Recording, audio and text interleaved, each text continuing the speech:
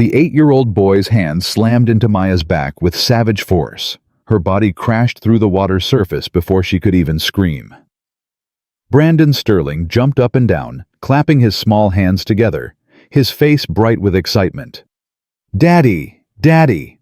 Look, the fish are gonna eat her! Just like you said they would!"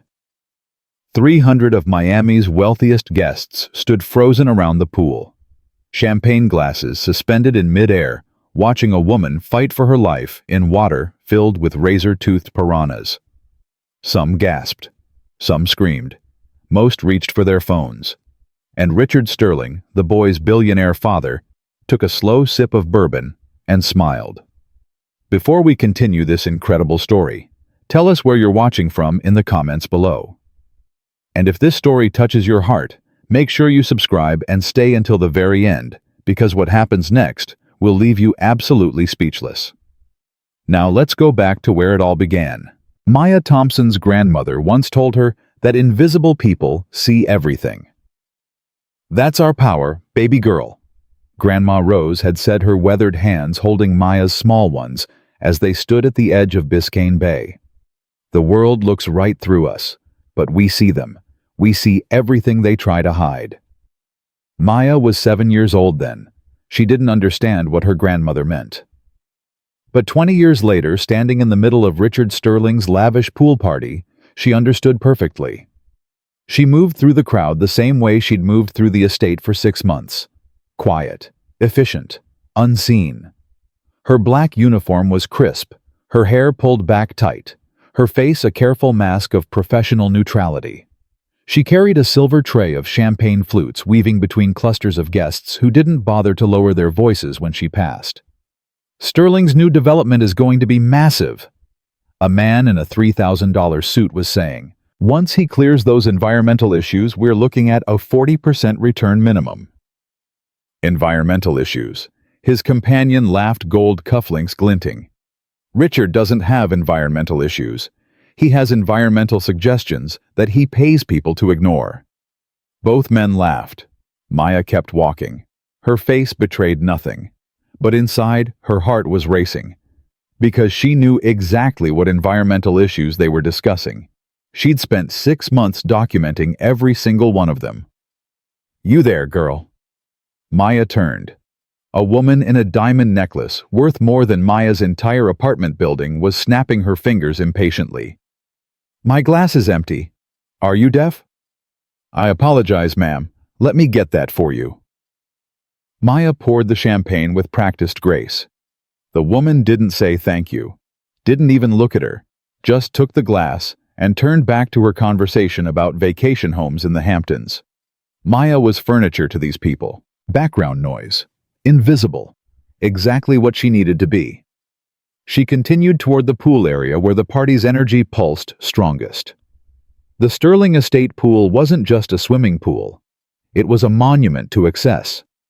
Olympic-sized, with thick glass walls along 3 sides that transformed it into a living aquarium. And inside that aquarium, visible to every guest, dozens of red-bellied piranhas swam in hypnotic, restless patterns. Maya paused at the edge, staring down at the fish. Their silver scales caught the underwater lights. Their black eyes were flat and empty. Their mouths opened and closed rhythmically, revealing rows of triangular teeth that could strip flesh from bone in seconds. "Beautiful, aren't they?" The voice made her spine stiffen. Richard Sterling materialized beside her, bourbon in hand, his white linen suit immaculate. At 52, he looked like the cover of Forbes magazine come to life. Silver temples, perfect tan, the kind of smile that had charmed investors and intimidated rivals for 3 decades. "Yes, sir," Maya said, keeping her voice neutral. "Very impressive. Pygocentris natareri, red-bellied piranhas from the Amazon basin." Richard swirled his drink, watching the fish with something like affection. "Cost me $500,000 to import them. Another $1 million for the tank system. But my son wanted them, and what Brandon wants, Brandon gets." "Your son has expensive taste, sir." "He's a Sterling. Expensive tastes are genetic." Richard's eyes shifted from the fish to Maya. Really looked at her for the first time. You're the maid. Maya, isn't it 6 months now? Yes, sir. 6 months. He repeated the words, slowly tasting them. You've been very thorough in your work, very observant. My wife says you notice everything. Maya's pulse quickened, but her face remained stone. I try to do my job well, Mr. Sterling. I'm sure you do. He held her gaze for a long, uncomfortable moment. Something flickered behind his eyes. Something cold and calculating. Then he smiled. Enjoy the party, Maya. It's going to be a night none of us will ever forget. He walked away, disappearing into the crowd of wealthy guests. Maya stood frozen, her grandmother's voice echoing in her memory. Invisible people see everything. But what happens when they finally see you? She shook off the chill creeping down her spine and returned to her duties. There was too much at stake to let fear derail her now. 6 months of work. 6 months of photographs and recordings and stolen documents. 6 months of building a case that would destroy Richard Sterling's empire and save what was left of the reef he'd been poisoning. The reef where Grandma Rose had taught her to swim. The reef where she'd fallen in love with the ocean. The reef that was dying because Richard Sterling decided proper waste disposal was too expensive. Maya. The sharp voice cut through her thoughts. Victoria Sterling, Richard's wife, was marching toward her with a face like thunder. The ice sculpture is melting. Do something about it immediately. Yes, ma'am. And keep Brandon away from the dessert table. He's had 4 servings already, and he's getting chocolate everywhere. Yes, ma'am, right away. Victoria swept past without another word. Maya made her way toward the dessert table, where she could see the Sterling's only child grabbing fistfuls of chocolate truffles with both hands. Brandon Sterling was 8 years old and had never heard the word no in his entire privileged life. Maya had observed him carefully over the past 6 months. She'd watched his tantrums escalate into tyranny. She'd seen servants fired for minor mistakes, groundskeepers dismissed for looking at the boy wrong. She'd heard stories from other staff members who'd worked for the family longer. The boy threw a rock at my head once. An elderly gardener named Samuel had told her. Hit me right here. He'd pointed to a scar above his eyebrow. Know what happened? Mr. Sterling gave the boy a new bike to make him feel better about the accident. I got a check for $500 and a reminder that I'd signed an NDA. Maya had listened to dozens of stories like that. Brandon demanding a pony at 4 and getting 3. Brandon throwing a tantrum at Disney World at 6 and getting a private carousel installed at the estate. Brandon watching a piranha documentary at 7 and getting a $500,000 pool full of them. The boy wasn't born evil. Maya had told herself that over and over. He was a child shaped by parents who confused money with love, who taught him that consequences were for other people, that wanting something meant having it. But watching him now, chocolate smeared across his cherubic face, eyes gleaming with the satisfaction of limitless indulgence. Maya felt something complicated twist in her chest. Pity, maybe. Or grief for the person he might have been. Brandon, she said gently, approaching him. Your mother asked me to let you know you've had enough desserts for tonight. The boy's face transformed instantly. The childish joy vanished, replaced by something hard and ugly. Who are you? I'm Maya. I work for your family. You're the help. Brandon's voice dripped with contempt he'd clearly learned from his parents. The help doesn't tell me what to do. The help does what I say. I understand, but your mother specifically asked me to. I don't care what my mother said. Brandon grabbed another truffle defiantly. I want more chocolate. So I'm going to have more chocolate, and you're going to stand there and watch. Maya kept her expression neutral. Maybe you could try some strawberries instead. They're very fresh. I hate strawberries, and I hate you. The boy's eyes narrowed. You're the one who's always watching everything. Dad says you're a spy. He says spies get what they deserve. Maya's blood went cold. I'm not a spy, Brandon. I'm just a maid. Dad never lies. The boy smiled, and in that moment, he looked exactly like his father. The same cold calculation. The same cruel anticipation. He says tonight you're going to learn what happens to people who don't know their place. Brandon grabbed one more truffle and ran off into the crowd, leaving Maya standing alone with a tray of champagne and a heart full of dread. She needed to leave. She needed to leave right now. But even as the thought formed, she saw Richard Sterling's security guards positioned at every exit. Casual, relaxed, but definitely positioned. She was trapped. An hour into the party, Maya was collecting empty glasses near the pool equipment room when she heard voices that made her freeze. Richard Sterling was talking to two men in the shadows. His head of security, Marcus Webb, and someone Maya didn't recognize. A thin man with dead eyes and an expensive suit. The files she copied. Richard was saying, his voice low but clear. Have you traced where she sent them? 3 environmental organizations, Webb replied. We've already started damage control, but once something's digital, I don't want excuses, I want solutions. The simplest solution, the thin man said, is to eliminate the source. If something unfortunate happened to Miss Thompson tonight, something public, something that looked accidental, her credibility dies with her. No one takes evidence seriously from a dead thief. And my son's been asking to see the piranhas feed on something bigger than fish food. Richard's voice was thoughtful. 2 birds, 1 stone. Maya's hands trembled violently.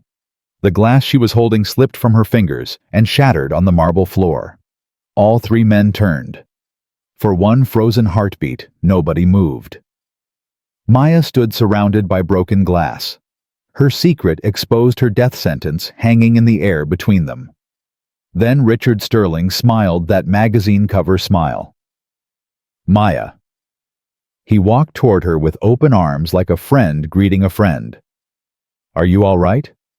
That looked like quite a fall. I'm fine, sir. I'm so sorry about the glass. I'll clean it up immediately. Don't be silly. These things happen. He placed a hand on her shoulder. His grip was iron. Why don't you take a break? Get some fresh air. You look pale. That's very kind, sir, but I should really. I insist. His fingers dug into her flesh. In fact, come with me. There are some people I'd like you to meet. It wasn't a request. Maya's mind raced as Richard guided her through the crowd toward the pool. She needed to run. She needed to scream. She needed to do something. But his security was everywhere, and she was surrounded by 300 people who would never believe a maid over a billionaire. Ladies and gentlemen, Richard's voice boomed across the pool deck. May I have your attention, please? The party fell silent. 300 faces turned toward them. I want to take a moment to recognize a member of my household staff. This is Maya Thompson. She's been working in my home for 6 months. Confused murmurs rippled through the crowd. Maya is what I call a model employee. Quiet, hardworking, invisible. Richard's smile turned sharp. So invisible, in fact, that she thought she could break into my private office, steal confidential documents, and send them to activists trying to destroy my business. Gasps erupted. That's not... Maya started. Richard's hand clamped over her mouth, silencing her. She violated my trust. She broke into my home. She tried to ruin my family. Oh. His voice rose with theatrical outrage. The question is, what should happen to someone who betrays the people who pay her salary? The crowd was silent. Some guests looked uncomfortable, shifting on their feet, avoiding eye contact, but most were reaching for their phones. This was content. This was entertainment. I think, Richard said slowly, dragging Maya toward the pool's edge. She deserves a lesson in consequences. Daddy! Daddy! Brandon came running through the crowd, his face lit up with savage excitement. Are you gonna do it? Are you gonna feed her to the fish? Can I watch? You promised I could watch. Richard's smile widened. You can do more than watch, son. You can help. Really? The boy's eyes went wide with terrible joy. Richard released Maya's shoulder and stepped back. She stumbled forward off balance, disoriented. "Go ahead, Brandon. Show her what Sterlings do to people who cross us." The boy didn't hesitate. His small hands hit Maya's back with surprising force. She was already off balance, already stumbling. The push sent her flying forward, arms windmilling a scream finally tearing from her throat. She hit the water hard. The cold slammed into her like a fist driving the air from her lungs. Her heavy uniform dragged her down immediately. She opened her eyes underwater and saw them through the chlorine sting. 30 piranhas, maybe more. Their silver bodies caught the underwater lights as they turned toward her, their flat black eyes fixed on her with predatory interest. Their mouths opened and closed, revealing teeth designed by millions of years of evolution for one purpose: tearing flesh. Above the surface, Brandon was jumping up and down, clapping his hands. "Look, Daddy! Look, the fish see her! They're swimming toward her!" "Someone time how long she lasts," Richard called out to his guests. "I'm betting under 60 seconds. Laughter erupted from the crowd. Not everyone. Some guests stood frozen in horror, hands over their mouths. An older woman turned away, tears streaming down her face. A man in a doctor's white dinner jacket took a step forward. "Richard, this has gone too far. Someone could die." "Then don't watch, David." Richard's voice was ice. "Or better yet, watch and remember what happens to people who interfere with my family." The doctor stopped. He looked at Maya struggling in the water, at the piranhas circling closer, at the security guards watching him with flat, dangerous eyes. He stepped back. Maya saw it all through the churning water. Saw the doctor's courage fail. Saw the crowd choose entertainment over intervention. Saw 300 people decide that her life wasn't worth risking their social standing. Her lungs burned for air. Every instinct screamed at her to thrash, to fight, to claw for the surface. But her grandmother's voice cut through the panic. "Calm, baby girl. When everything goes wrong, you go calm. That's how we survive." And then another voice. Professor David Chen, standing at the front of a university lecture hall 5 years ago. "Piranhas respond to erratic movement, blood, and panic. But a calm target confuses them.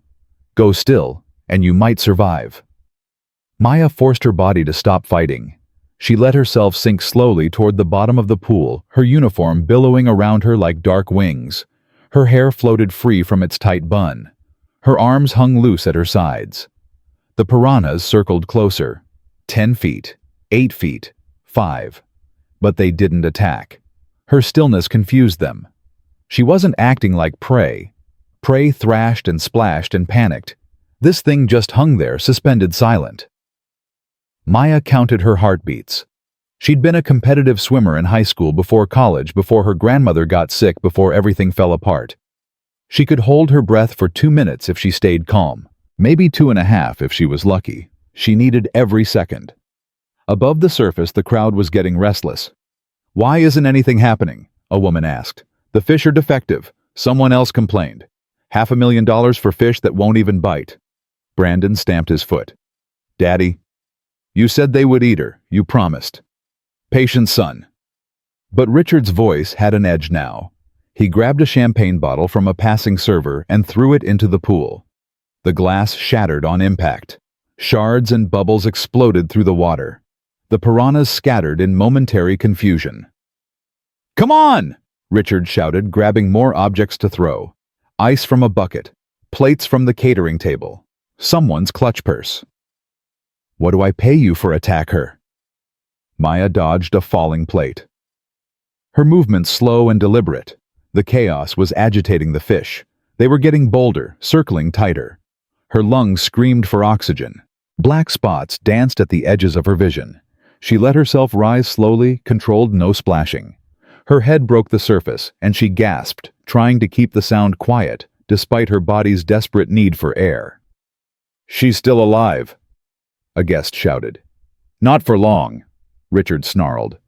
He threw more objects. A wine bottle, a decorative vase. The water churned with disturbance. Maya dove back under before the debris could hit her. She swam toward the shallow end, toward the filtration grate she'd noticed during her months of careful observation. The equipment room. If she could reach it, if she could access the controls Richard had bragged about during her first week, she might have a chance. State of the art. He'd told her then, showing off like a child with new toys. Can create currents waves, even a whirlpool effect.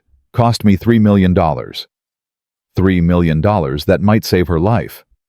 A piranha brushed against her leg.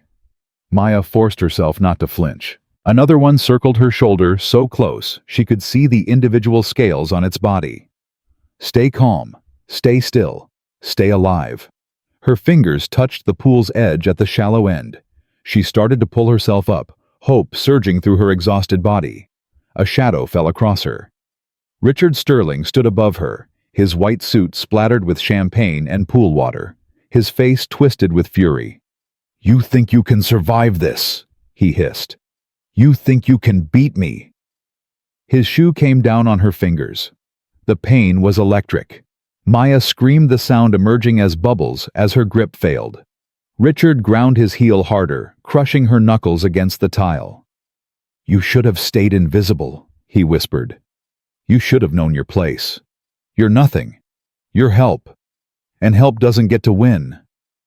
He kicked her hand away. Maya fell backward into the water. The piranhas were much closer now, agitated by all the commotion. One darted forward and bit her forearm. Sharp, hot, terrible. It released immediately, but the damage was done. Blood bloomed in the water like a red flower opening. Every piranha in the pool oriented toward her at once. Maya had 5 seconds, maybe less. Her hand flew to her foot, fingers fumbling with her work shoe. The water made everything slippery. Her injured hand could barely grip. 3 seconds. The shoe came free. 2 seconds. Maya hurled it toward the deep end with every ounce of strength she had left. The shoe tumbled through the water, erratic thrashing, acting exactly like wounded prey. The piranhas veered as one, abandoning Maya to chase the disturbance. They hit the shoe in a frenzy, tearing it apart in seconds. Maya didn't watch. She was already swimming, already hauling herself toward the opposite edge of the pool, away from Richard, away from the death he'd planned for her. Her hand found the coping. She pulled herself up and over, collapsing onto the marble deck, gasping, bleeding, but alive. "No!" Richard's scream cut through the night. "Stop her, security!" 2 guards in black suits moved toward her. Maya ran. Barefoot, bleeding her torn uniform, dripping water across the pristine marble, she ran toward the pool equipment room. Her legs burned. Her lungs screamed. Her injured hand throbbed with every heartbeat. The door was locked. She slammed her shoulder into it. Once, twice. The guards were 20 feet away. 15. Maya grabbed a decorative rock from the garden bed and smashed it against the door handle. The metal bent. She hit it again. Again. 10 feet. The lock shattered. She threw herself through the door just as the first guard's fingers brushed her shoulder. The door slammed shut. Maya grabbed the nearest shelving unit and toppled it, blocking the entrance with bottles of chlorine and equipment. The guards hit the door from outside. It buckled, but held. Maya turned to face the control panel covering the far wall. Water temperature, pH levels, current controls. And they're exactly where she remembered the flow reversal system. Warning: maximum reverse flow not recommended with pool occupants. Risk of drowning or injury. Maya's bloody finger pressed the button. Flow reversal initiating. An electronic voice announced. Building to maximum capacity. Estimated time to full power 30 seconds. The door behind her shuddered. Wood cracked. Maya was already climbing through the emergency window, already dropping into the garden bed outside, already running toward the pool deck where she could see what was about to happen. The water was beginning to churn. Richard stood at the pool's edge, his back to the water, screaming at his security team. "Forget the room. Find her. Find her now and bring her to me." He didn't see the whirlpool forming behind him. "Flow reversal at 50%, the electronic voice announced. "Caution. Whirlpool formation detected. The guests started backing away from the pool. The water was spinning now, forming a visible depression in the center, pulling everything toward it. Richard finally turned. His face went white. "What the hell did you do?" he screamed, searching for Maya. She stood on the far side of the pool. Torn uniform, bloody arms, bite marks visible on her skin, but standing, alive, unbroken. "I learned from the ocean," she said, her voice carrying across the churning water. "My grandmother taught me. It's stronger than money, stronger than cruelty, stronger than men like you. Turn it off. Someone turn it off." Richard lunged toward the equipment room. His Italian leather shoe hit a patch of water that had sloshed onto the deck. His foot slipped. His arms windmilled. And Richard Sterling, billionaire destroyer of reefs and lives, fell backward into his own piranha-infested pool. The splash was enormous. Brandon screamed, "Daddy! Daddy!" The guests screamed, and 300 phones captured every moment as Richard Sterling disappeared beneath the violent churning surface of his own cruelty. Richard surfaced with a shriek that barely sounded human. The whirlpool had him. It pulled him in a wide, relentless spiral toward the center, spinning him faster with each rotation. His white suit billowed around him like a flag of surrender. His perfect hair plastered across his face, and everywhere tumbling through the violent water with him were the piranhas. "Help me!" His voice cracked. "Someone help me!" The same guests who had laughed at Maya's struggle now stood paralyzed. The entertainment had turned real. The show had become a nightmare. Brandon ran to the pool's edge, tears streaming down his small face. "Daddy! Daddy, get out! The fish are hurting you! Daddy!" A piranha thrown by the current crashed into Richard's thigh. Instinct took over. It bit down hard.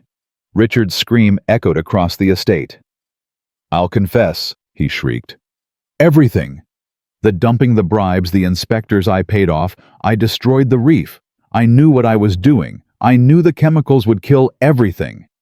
Just save me, please. I'm begging." Every word captured on video. Every confession recorded from dozens of angles. Uploaded before the police even arrived. Maya walked slowly to the external control panel near the pool deck. Her finger found the emergency stop button. She pressed it. The whirlpool began to calm. The water flattened. Security guards rushed forward with poles and ropes, dragging Richard's torn, bleeding body onto the marble. He was alive. Barely, but alive.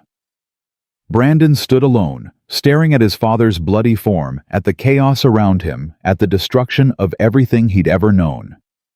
"Daddy." His voice was tiny, lost, terrified. For the first time in his 8 years of life, no one rushed to comfort him.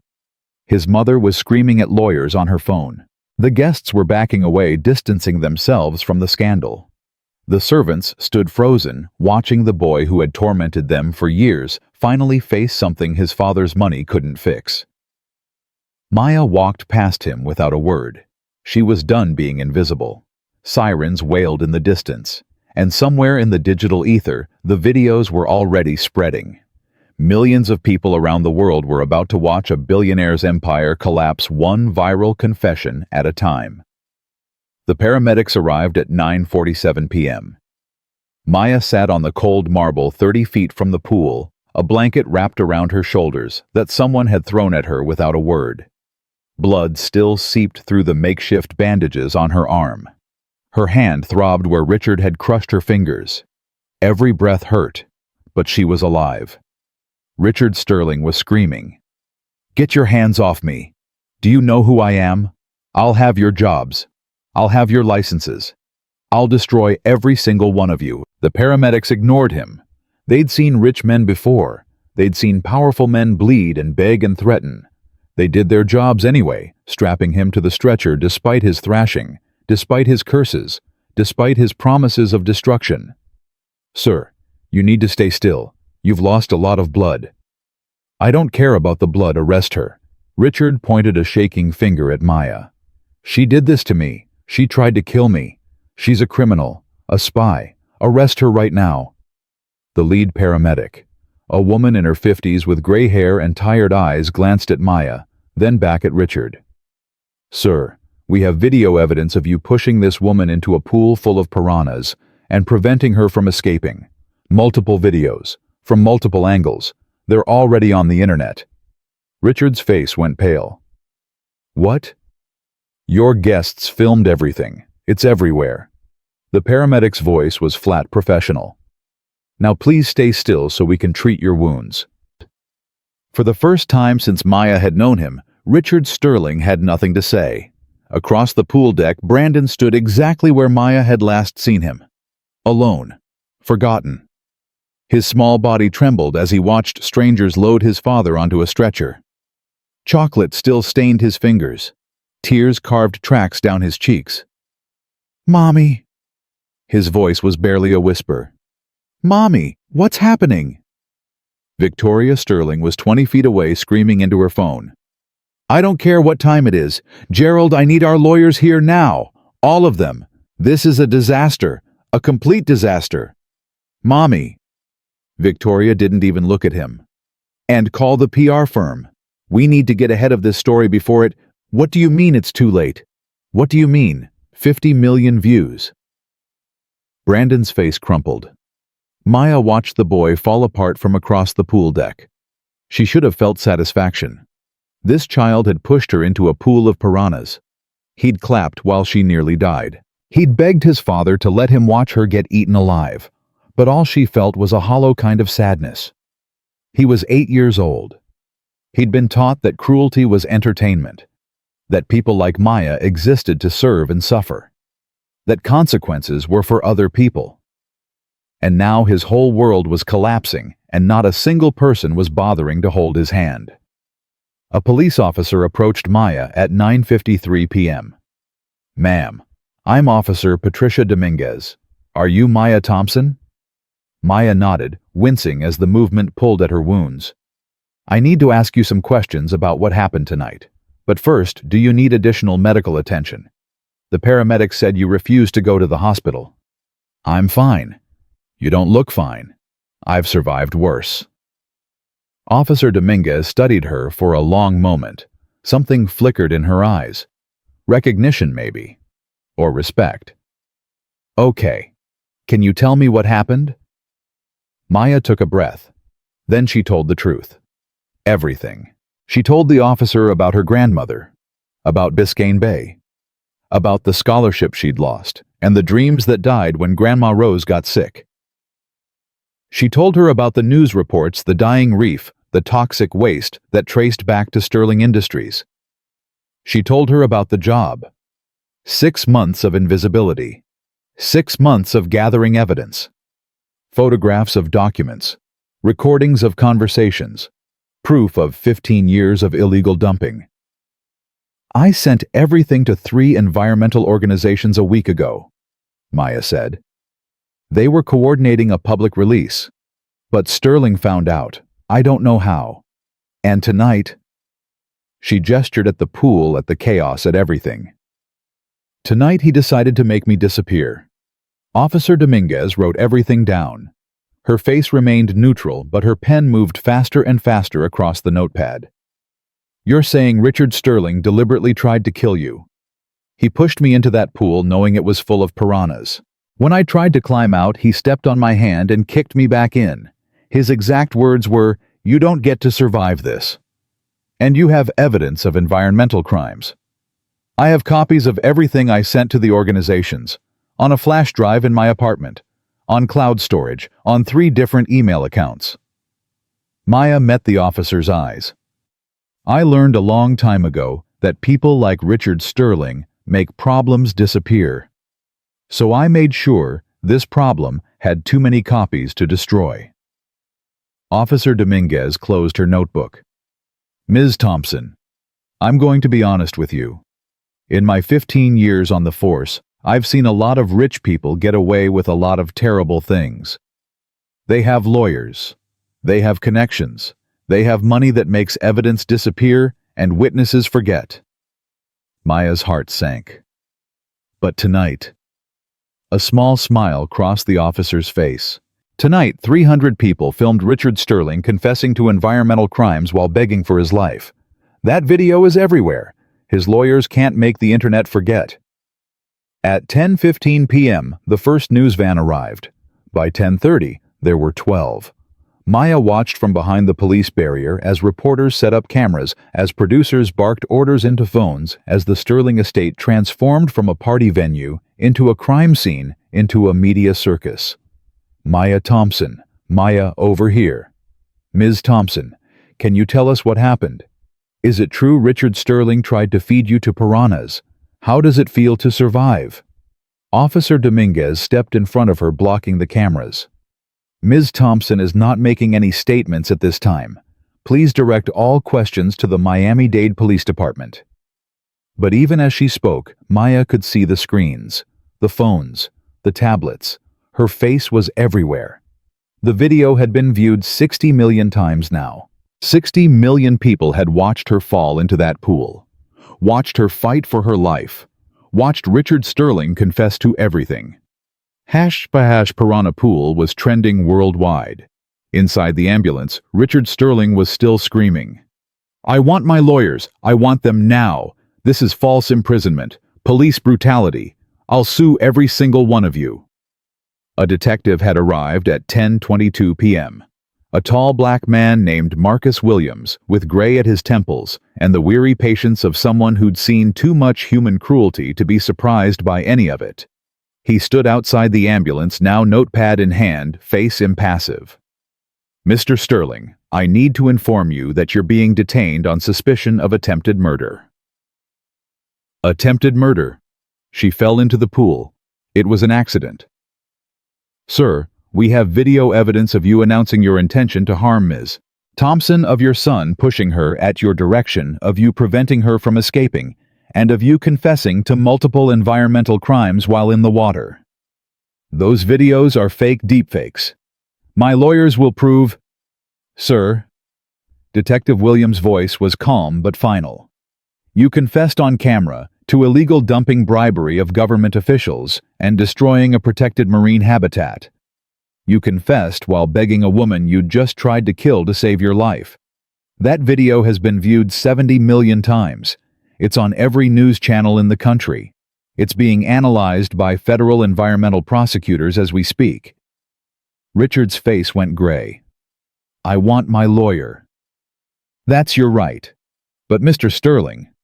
Detective Williams leaned closer. I've been a cop for 23 years.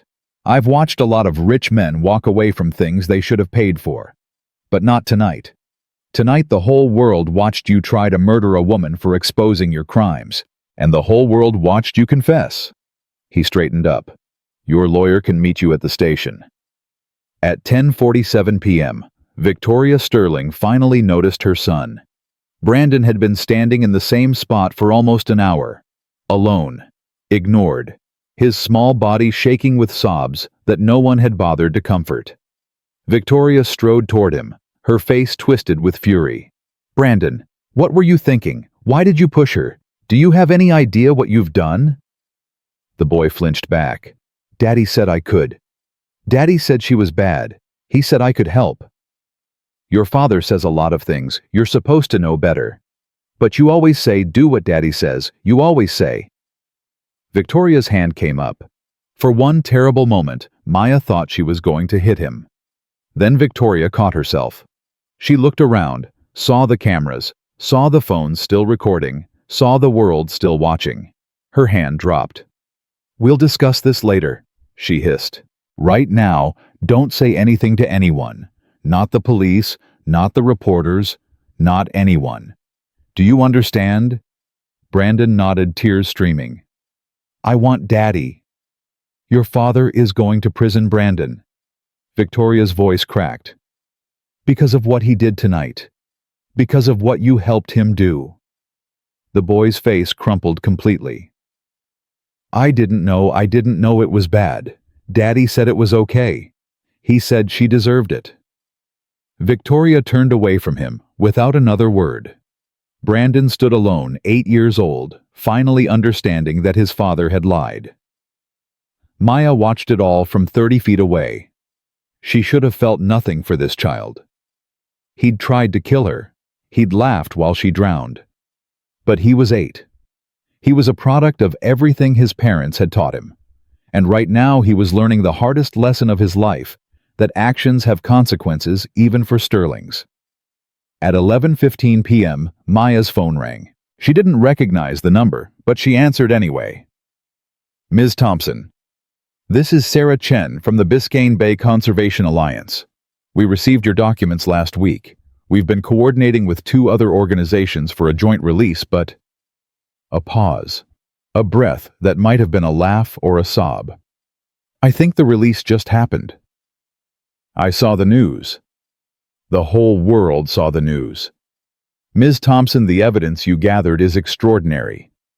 15 years of illegal dumping. Millions of dollars in bribes.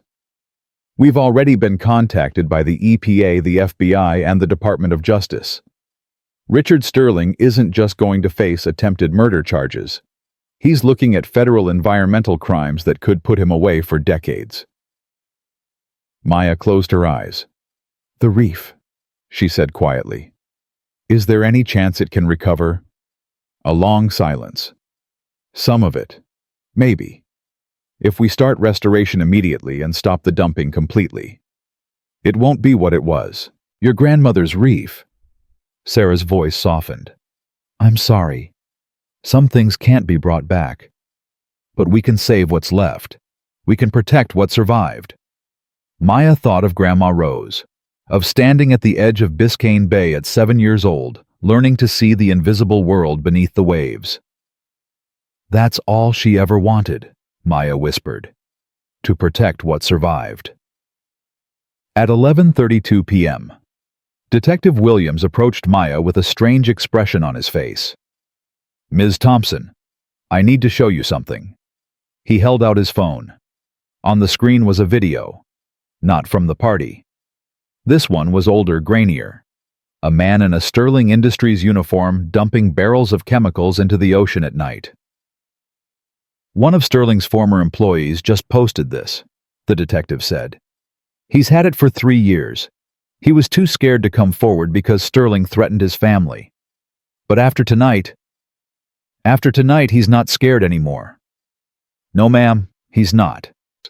Detective Williams scrolled down. And he's not the only one. We've received 16 tips in the last hour. Former employees, contractors, people who knew what Sterling was doing but were too afraid to talk. Maya stared at the screen. They're all coming forward now. The dam broke, Ms. Thompson. You cracked it, and now it's flooding. The detective's voice was heavy with something that might have been admiration. Richard Sterling spent 20 years building walls to protect himself. Tonight you brought them all down. At 11:58 p.m., the ambulance carrying Richard Sterling pulled away from the estate. Maya stood at the edge of the driveway and watched it go. The lights flashed red and blue against the darkness. The siren wailed as it turned onto the main road and disappeared. 300 guests had already fled. The police had taken their statements, confiscated their phones as evidence, and let them go with warnings not to leave the city. Most of them had posted their videos anyway before the confiscation. The internet didn't forget. The internet didn't forgive. And Richard Sterling, for all his money and power, couldn't make the internet disappear. Officer Dominguez approached Maya with a card. Victim services, she said. Counseling, legal aid, whatever you need. You've been through a trauma tonight, Ms. Thompson. Don't try to handle it alone. Maya took the card. Thank you. And Ms. Thompson. The officer hesitated. My grandmother used to take me to Biscayne Bay when I was a little girl, before it got sick, before the fish started dying. Her voice thickened. I didn't know what was killing it. Nobody did. But you found out. You risked your life to tell the truth. She put a hand on Maya's shoulder. My grandmother would have been proud of you. I think yours would be too. Maya couldn't speak. Her throat was too tight. She just nodded. At 12:15 a.m., Maya was finally cleared to leave. Detective Williams offered her a ride home. She accepted, too exhausted to argue. They drove through Miami in silence. The city lights blurred past the windows. The radio played news reports about the party, about the videos about Richard Sterling's arrest. Breaking news tonight from Miami, where billionaire Richard Sterling has been detained following a shocking incident at his estate. Video footage shows Sterling pushing an employee into a pool containing piranha fish, then confessing to years of environmental crimes while struggling in the water. Detective Williams turned off the radio. "You're going to be famous," he said quietly, "whether you want to be or not." "I don't want to be famous. I just wanted justice." "Sometimes they're the same thing." He glanced at her. "What are you going to do now? After all this?" Maya watched the city slide past. "I'm going to finish what I started," she said. "I'm going to save what's left of that reef. I'm going to make sure Richard Sterling pays for what he did. And then," she paused, "I'm going to make sure no one else has to go through what I went through to tell the truth." Detective Williams nodded slowly. "Sounds like a plan." They pulled up to Maya's apartment building at 12:47 a.m. It was a modest place. 3 stories, weathered paint, a parking lot full of cars that had seen better days. A far cry from the Sterling estate. But it was home. Maya reached for the door handle, then stopped. "Detective?" "Yes." "The boy, Brandon." She hesitated. "What's going to happen to him?" Detective Williams was quiet for a long moment. "I don't know," he admitted. "He's 8 years old, too young to be charged with anything, but old enough to understand that he did something terrible." He sighed. "His father's going to prison. His mother's going to be dealing with lawyers and scandals for years. That kid's whole world just collapsed. He pushed me into a pool of piranhas." "I know." "He clapped while I almost died." "I know." Maya stared at her hands, at the bandages, at the wounds that would become scars. "But he's still just a kid," she said quietly. "A kid who was taught that cruelty was normal, that people like me didn't matter." "You think he can change?" Maya thought about it, really thought about it. "I don't know," she finally said. "But I hope so, because if he can't, if kids like him grow up to be men like his father," she shook her head, "then nothing ever really changes." Detective Williams didn't respond. There was nothing to say. Maya got out of the car and walked toward her building. Behind her, the detective's voice called out one more time. "Ms. Thompson." She turned. "You did good tonight. Don't let anyone tell you different." Maya nodded once. Then she walked inside, climbed 3 flights of stairs, and collapsed onto her bed without even changing out of her torn, bloody uniform. She was asleep in seconds. Outside, the city kept moving. The news kept spreading. The videos kept playing. And Richard Sterling, in a holding cell at the Miami-Dade County Jail, finally understood what it felt like to be invisible. By 8:00 a.m. the next morning, the story had gone global. CNN, BBC, Al Jazeera. News outlets across 6 continents were running footage of Richard Sterling's confession. The video had been viewed 200 million times and counting. Hashtag Piranha Pool remained the top trending topic in 47 countries. Maya woke to 347 missed calls. She ignored them all.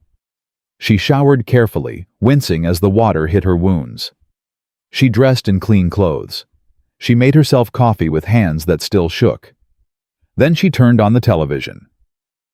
Richard Sterling, one of Miami's most prominent real estate developers, remains in custody this morning, following what prosecutors are calling a premeditated attempted murder. But that's not all. Federal investigators have opened a separate inquiry into environmental crimes allegedly committed by Sterling Industries over a 15-year period. Maya changed the channel. The woman at the center of it all, Maya Thompson, has become an overnight symbol of resistance against corporate corruption.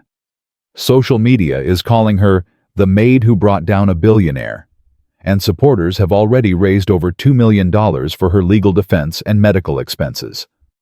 She changed the channel again. 8-year-old Brandon Sterling was seen leaving the estate with Child Protective Services early this morning. His mother, Victoria Sterling, is reportedly in negotiations with divorce attorneys while simultaneously facing questions about her own knowledge of her husband's activities. Maya turned off the television. She sat in silence for a long moment. Then her phone rang again. This time she answered. "Ms. Thompson, this is Dr. Elena Vasquez. I was at the party last night. I'm a marine biologist. I saw what you did in that pool." Maya remembered. The woman who had recognized her survival strategy.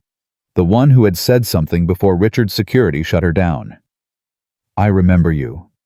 I wanted to apologize." Dr. Vasquez's voice cracked. "I saw what was happening. I knew it was wrong. And I didn't do anything. I didn't help you. I was too scared of what Sterling could do to my career, my reputation. You're not the only one. That doesn't make it okay." A long pause. "I've spent 20 years studying reef ecosystems. I've published papers on the damage industrial dumping causes. And last night, I watched a woman almost die for exposing exactly what I've been writing about, and I did nothing. What do you want from me, Dr. Vasquez?" "I want to help. The Biscayne Bay Reef. I've been studying its decline for years. I have data research proposals for restoration. I never went public because I couldn't prove who was responsible." Her voice strengthened. "But now everyone knows. Now there's a chance to actually save it." Maya closed her eyes. "Send me everything you have," she said. "Every study, every proposal, every piece of data." And then what? Maya thought of her grandmother, of the ocean that had raised her, of the reef that was dying but not yet dead. And then we get to work. At 10:30 a.m., a lawyer named Jennifer Rodriguez knocked on Maya's door. Maya didn't recognize her, didn't know her name. But something about the woman's expression, determined and fierce, made her open the door. "Ms. Thompson, my name is Jennifer Rodriguez. I'm an environmental attorney. I've spent the last decade fighting cases against corporate polluters, and I've lost most of them because companies like Sterling Industries have more lawyers than God. Why are you here? Because last night, you did something I've been trying to do for 10 years. You made a billionaire confess on camera. You gave us evidence we couldn't get through subpoenas. You cracked open a case that prosecutors have been trying to build for a decade." Jennifer held out her card. "I want to represent you, pro bono, no fees, no catches. I want to make sure Richard Sterling pays for every drop of poison he put in that ocean. And I want to make sure you get justice for what he did to you." Maya studied the card. Then she studied the woman. "Why, what's in it for you?" Jennifer's jaw tightened. "My sister died of cancer 3 years ago. She grew up in a neighborhood downstream from a chemical plant. By the time anyone proved the company was responsible, it was too late for her." She met Maya's eyes. "I became a lawyer because I wanted to stop that from happening to other people. And last night you gave me the biggest opportunity I've ever had to actually do it." Maya stepped aside. "Come in. We have a lot to talk about." At 2:00 p.m., the Sterling family's lawyers held a press conference. Maya watched it on her laptop while Jennifer sat beside her taking notes. A man in a suit that cost more than Maya's car stood behind a podium, his face arranged in an expression of practiced concern. "The Sterling family is deeply troubled by the events of last night. Mr. Sterling is currently receiving medical treatment for his injuries and has not yet had the opportunity to speak with counsel. However, we want to be clear, the videos circulating online have been taken out of context. What appears to be a confession was actually a man in extreme distress suffering from blood loss and fear, saying whatever he thought might save his life." Jennifer snorted. "That's their defense. He was too scared to tell the truth. We will be filing motions to suppress the video evidence on the grounds that it was obtained without consent and depicts a man in a state of medical crisis. We are confident that when all the facts come to light, Mr. Sterling will be fully exonerated." Maya felt a cold knot form in her stomach. Can they do that? Can they make the videos inadmissible? Jennifer shook her head. They can try, but those videos weren't recorded by police. They were recorded by private citizens at a party, and they've been viewed by 200 million people. Even if a judge somehow agrees to suppress them as evidence, the court of public opinion has already convicted him. But if the videos can't be used in court? Maya. Jennifer put a hand on her arm. You gathered physical evidence for 6 months. Documents, records, proof of crimes that have nothing to do with last night. The videos are devastating, but they're not the whole case. Sterling confessed to crimes that we already have evidence for. His lawyers can spin all they want. The truth is still the truth. At 4:30 p.m., Maya received a visitor she didn't expect. Samuel Green, the man from the party. The one in the doctor's dinner jacket. The one who had taken a step forward and then stepped back. He stood in her doorway with red-rimmed eyes and shaking hands. I came to apologize. Maya didn't invite him in. For what? For not helping you. His voice broke. I'm a doctor. I took an oath. First, do no harm, and last night I watched a man try to murder a woman and I did nothing. I was too scared of what he could do to me. You weren't the only one. That doesn't make it okay. Maya studied him, the expensive suit, the gold watch, the face of a man who had everything and had still chosen safety over courage. Why are you really here, Dr. Green? He reached into his pocket and pulled out a check. This is everything I have in my liquid accounts. $250,000. For whatever you need. Legal fees, medical bills, reef restoration. Whatever helps you finish what you started. Maya didn't take the check. I don't want your money. Then give it to the organizations, the ones you sent the evidence to. Give it to the reef. Give it to anyone except me. His hand trembled. I need to do something. I need to know that I'm not the same as him. That I'm not just another rich person who watches people suffer and does nothing. Maya looked at the check, at the man holding it, at the guilt carved into every line of his face. The Biscayne Bay Conservation Alliance, she said finally. They're coordinating the restoration effort. Give it to them. Dr. Green nodded rapidly. Thank you. Thank you for letting me. Don't thank me. Maya's voice hardened. Next time someone needs help, actually help them. That's how you prove you're not him. She closed the door. At 7:00 p.m., the evening news led with a story that changed everything. Breaking tonight, a former Sterling Industries employee has come forward with video evidence of illegal dumping dating back over a decade. Marcus Johnson, who worked as a waste management supervisor for the company from 2010 to 2015, provided federal investigators with footage he secretly recorded showing workers dumping toxic chemicals into Biscayne Bay under cover of darkness. In a statement, Johnson said he kept the footage hidden for years out of fear, but that last night's events gave him the courage to finally tell the truth. Maya sat frozen in front of her television. One person, one video, one act of courage. And then another person stepped forward. And another. By midnight, 23 former Sterling employees had contacted authorities. The dam had broken. And Richard Sterling, sitting in his holding cell, finally understood that some things couldn't be bought. Some things couldn't be threatened away. Some things couldn't be made to disappear. The truth was one of them. And it was just getting started. 48 hours after Richard Sterling fell into his own piranha pool, his empire began to crumble. Maya stood in Jennifer Rodriguez's law office at 9:15 a.m. Tuesday morning, staring at a wall covered with documents, photographs, and red string connecting them like a spiderweb of corruption. This is everything we've gathered so far, Jennifer said, pointing to a cluster of papers near the top. 15 years of illegal dumping, 23 witnesses willing to testify, bank records showing payments to corrupt inspectors. And that's just the environmental crimes. What else is there? Jennifer's face darkened. Richard Sterling didn't just poison the ocean. He poisoned everything he touched. She pulled down a folder and spread its contents across her desk. These are complaints filed against Sterling Industries over the past decade. Sexual harassment, wrongful termination, workers who got sick from chemical exposure and were paid off to stay quiet, families who lost loved ones and signed NDAs in exchange for settlements. Maya's hands trembled as she looked through the papers. How many? At least 47 people that we know of, and those are just the ones who accepted money. God knows how many others were too scared to come forward.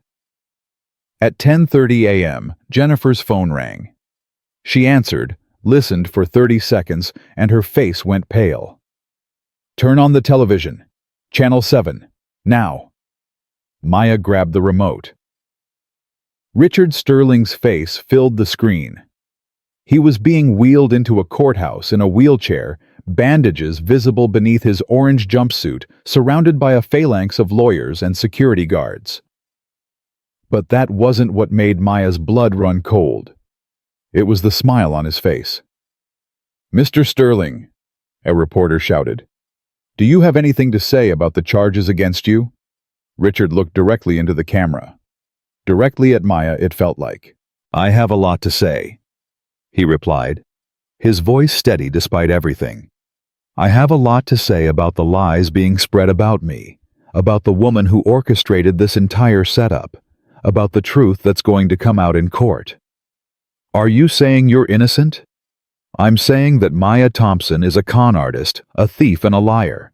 I'm saying that she planned this entire thing to extort money from my family. I'm saying that by the time my lawyers are done, the whole world will know exactly what kind of person she really is." The reporter pressed closer. "But sir, the videos show you pushing her into the pool. They show you confessing to environmental crimes. How do you explain that?" Richard's smile widened. "I explain it very simply. Those videos were edited, manipulated, taken out of context by people who want to destroy me." He leaned toward the camera. "Maya Thompson is not a victim. She's a predator, and I'm going to prove it." Jennifer muted the television. "He's going to try to destroy you," she said quietly. "He's going to dig into every corner of your life, every mistake you've ever made, every person you've ever known. He's going to find something, anything, and he's going to use it to make you look like the villain." Maya stared at the screen at Richard's smiling face frozen in mid-sentence. "Let him try," she said. "I've got nothing to hide." "Everyone has something to hide, Maya. Everyone has something they're not proud of, something they wish they could take back." Jennifer put a hand on her arm. "He's not going to fight fair. He's going to fight dirty. We need to be ready." At 11:47 a.m., Maya received a phone call that made her stomach drop. "Ms. Thompson." "This is Principal Margaret Sullivan from Coral Ridge Elementary School. I'm calling about your niece Destiny." Maya gripped the phone tighter. "What happened? Is she okay?" "Physically, yes. But there was an incident this morning. Some older students recognized her name from the news coverage. The principal hesitated. "They cornered her on the playground, called her aunt a liar and a criminal. One of them pushed her down." "Where is she now?" "In my office. She's been crying for an hour. She keeps asking for you." Maya was out the door before Jennifer could ask what was wrong. She made it to the school in 20 minutes. Destiny was sitting in a plastic chair outside the principal's office, her small body curled into itself, her face streaked with tears. "Auntie Maya." The girl launched herself into Maya's arms. "They said you were bad." Destiny sobbed. "They said you did bad things. They said the man on TV was telling the truth." "Is he telling the truth? Did you do bad things?" Maya held her niece tight, feeling the small body shake with confusion and fear. "No, baby. I didn't do bad things. That man is the one who did bad things. He hurt the ocean. He hurt a lot of people. And now he's trying to hurt me by telling lies." "But why would he lie?" "Because he's scared, baby. He's scared of the truth. And when bad people get scared, they try to make good people look bad. Destiny pulled back her eyes, searching Maya's face. Are you scared? Maya thought about it, really thought about it. Yes, she admitted. I'm scared. But I'm not going to let being scared stop me from doing what's right. At 1:30 p.m., Maya returned to Jennifer's office to find chaos. 3 more attorneys had arrived. Phones were ringing off the hook. A television in the corner showed continuous news coverage of the Sterling case. What's happening? Jennifer grabbed her arm and pulled her toward a conference room. Richard Sterling just posted bail. $50 million. He's out. Maya felt the floor shift beneath her feet. He's out. How is he out?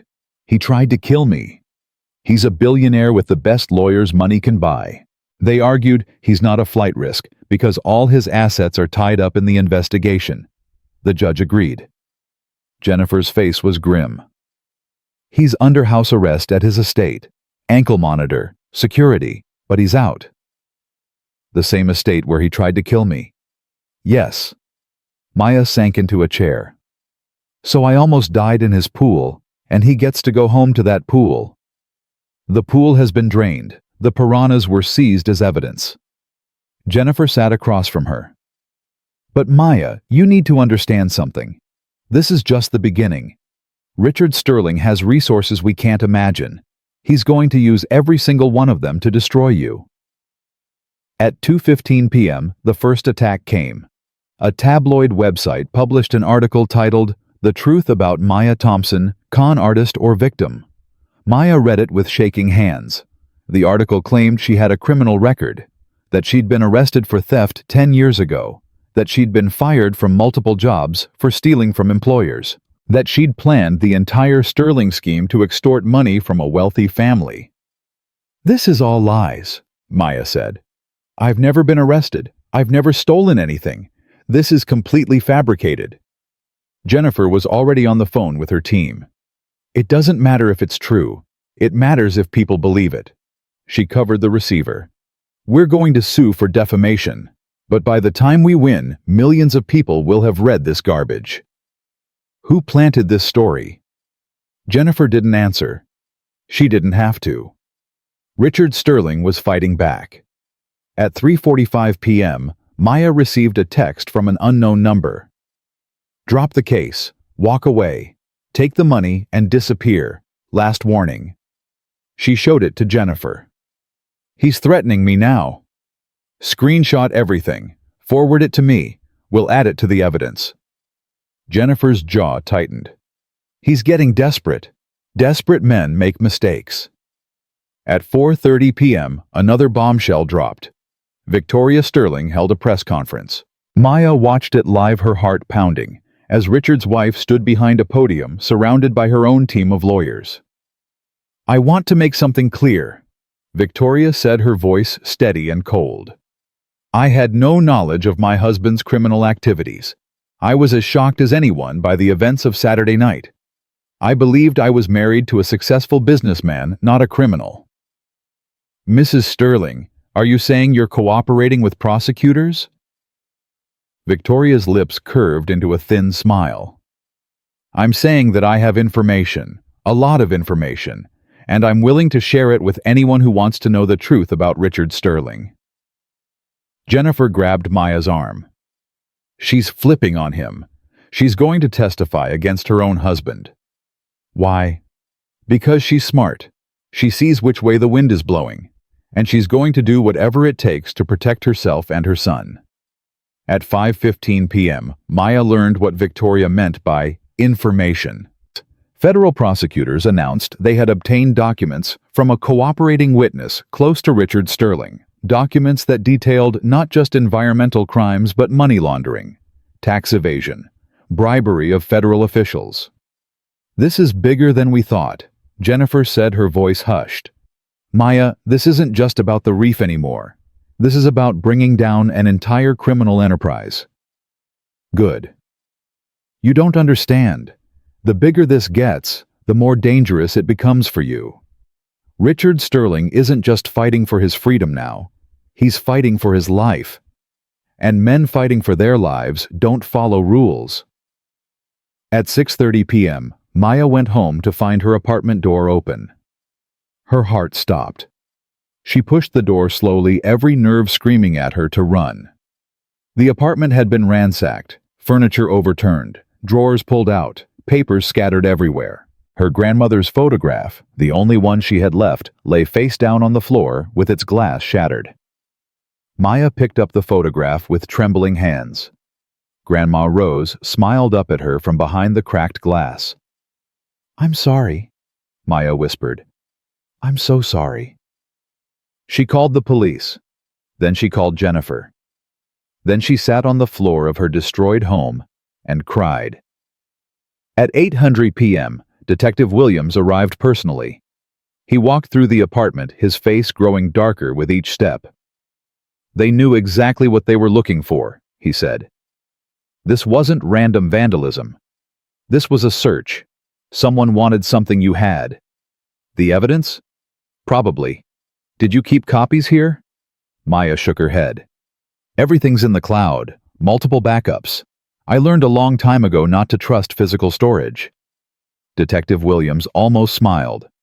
"Smart, but this tells us something important." "What?" "Richard Sterling is scared. He's scared enough to send people to break into your home.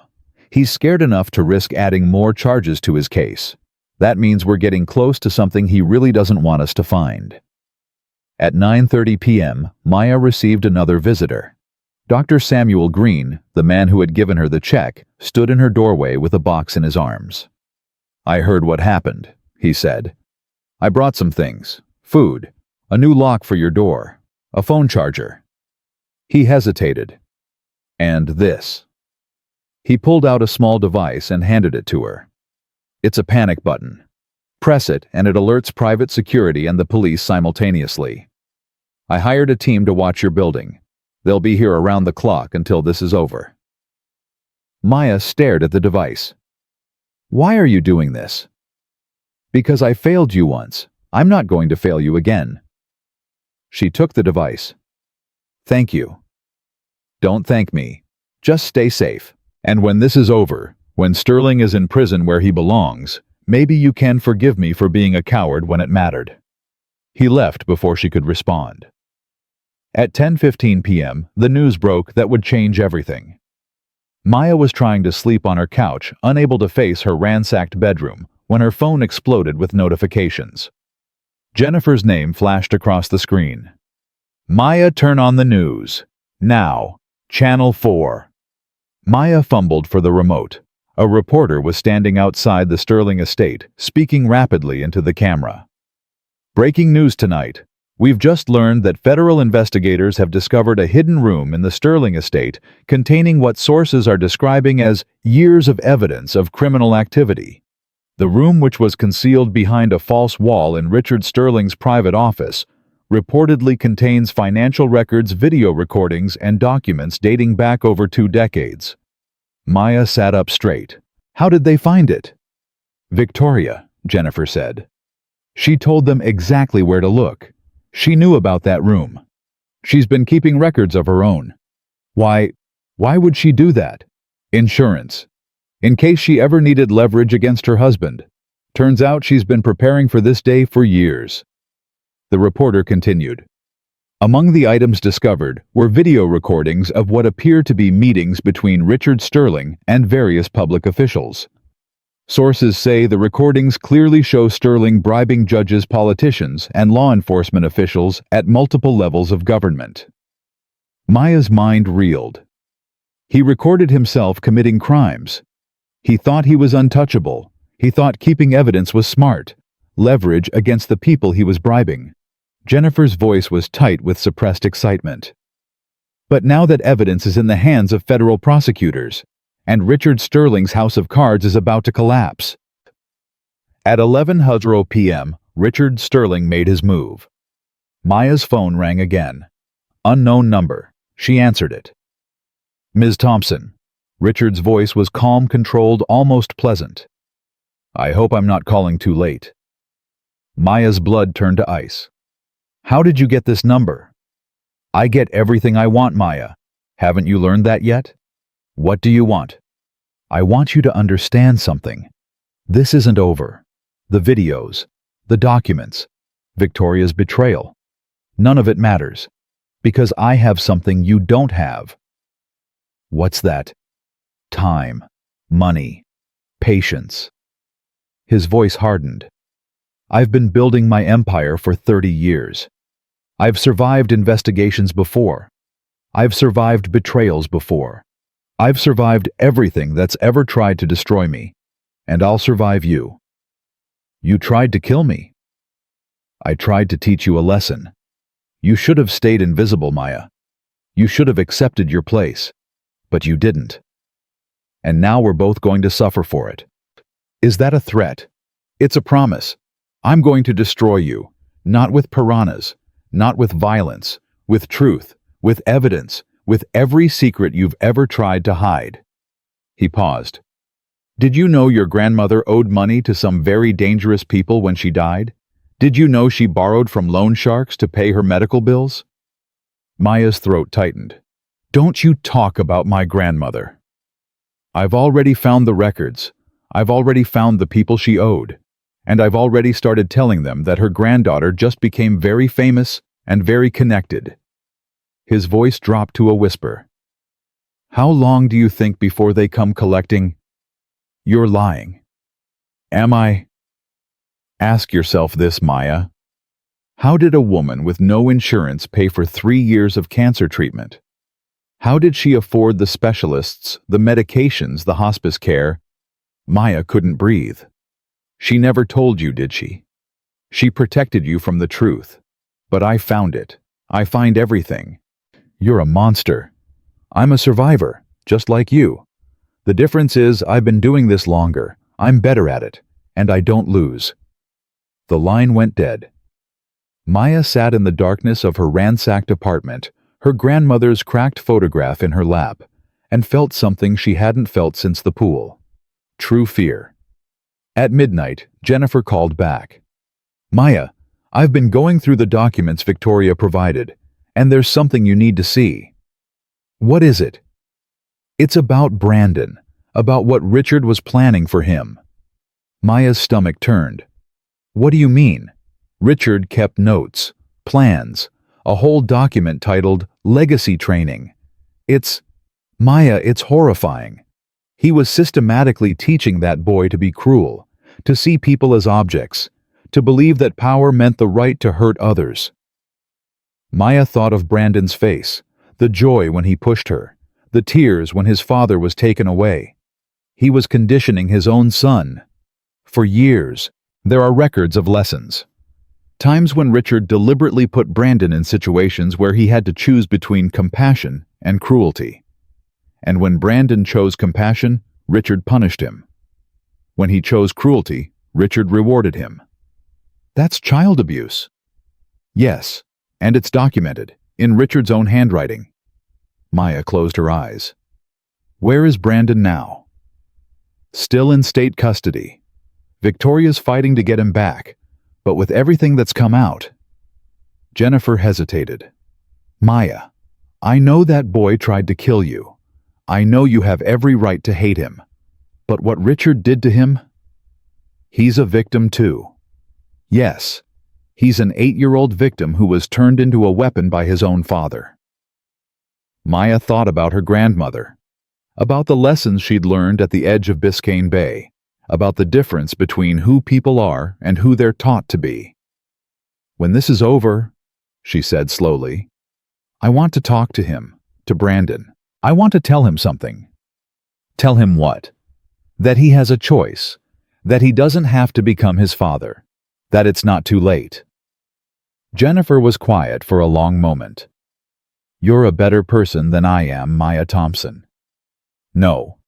I'm just someone who knows what it feels like to be shaped by people who love you, and what it costs when those people are gone. At 1:30 a.m., Maya finally fell asleep. She dreamed of her grandmother, of standing at the edge of Biscayne Bay, the water clear and blue, the reef alive with color and movement. You did good, baby girl, Grandma Rose said, holding her hand. You did what I couldn't do. You told the truth when it mattered. It's not over yet. Nothing's ever over. The ocean doesn't end, it just keeps moving, keeps changing, keeps finding new ways to survive. I'm scared, Grandma. Good. Scared means you're paying attention. Scared means you know what's at stake. Grandma Rose smiled.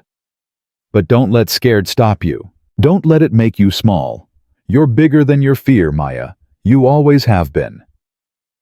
Maya woke at 6:00 a.m. to the sound of someone knocking on her door. She grabbed the panic button Dr. Green had given her, her heart pounding. Who is it? Ms. Thompson, it's Detective Williams. We need to talk. She opened the door. The detective's face was grave. What's wrong? Richard Sterling made bail violation last night. He accessed a computer, sent emails, contacted people he wasn't supposed to contact. What does that mean? It means his bail has been revoked.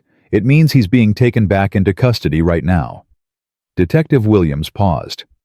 And it means we intercepted the emails he sent. What was in them? Instructions.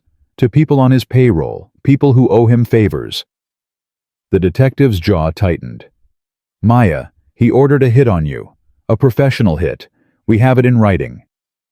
The world tilted. He tried to have me killed. Again. Yes, and this time we caught him. This time there's no ambiguity, no edited videos, no claims of distress or confusion. He wrote it down in black and white. Maya sat down heavily on her couch. So what happens now? Now we add attempted murder for hire to the list of charges. Now we make sure he never gets out of prison. Now we end this. Detective Williams put a hand on her shoulder. You won, Maya. You survived the pool. You survived his lies. You survived his threats. And now you've survived his final attempt to destroy you. Maya looked up at him. I don't feel like I've won. Winning doesn't always feel good. Sometimes winning just means you're still standing when the fight is over. He nodded toward the window, where the sun was beginning to rise. And you're still standing. At 7:00 a.m., Maya watched Richard Sterling being led out of his estate in handcuffs for the second time. This time, there was no smile on his face. This time, there were no threats to the cameras. This time, he looked exactly like what he was. A man who had finally lost. The reporters shouted questions he didn't answer. The cameras captured every moment of his defeat. The whole world watched as the billionaire who thought he was untouchable learned that no one is above the truth. Maya turned off the television.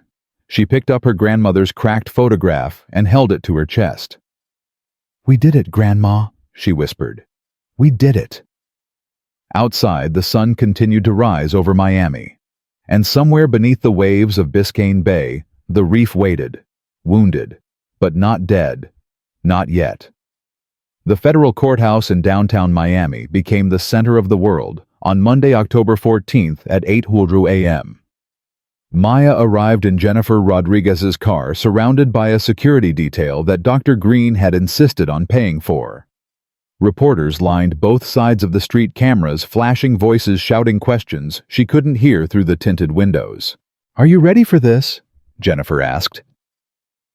Maya looked at the courthouse steps at the crowd waiting to witness history. No, she admitted. But I'm going anyway. The courtroom was packed by 8:45 a.m. Every seat filled. Standing room only. News cameras positioned in the back captured every moment for the millions watching at home. Maya sat in the front row behind the prosecution table, her hands folded in her lap, her face carefully neutral.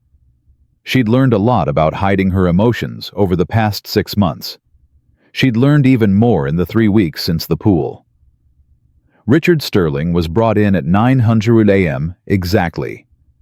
He looked different than Maya remembered. Smaller somehow.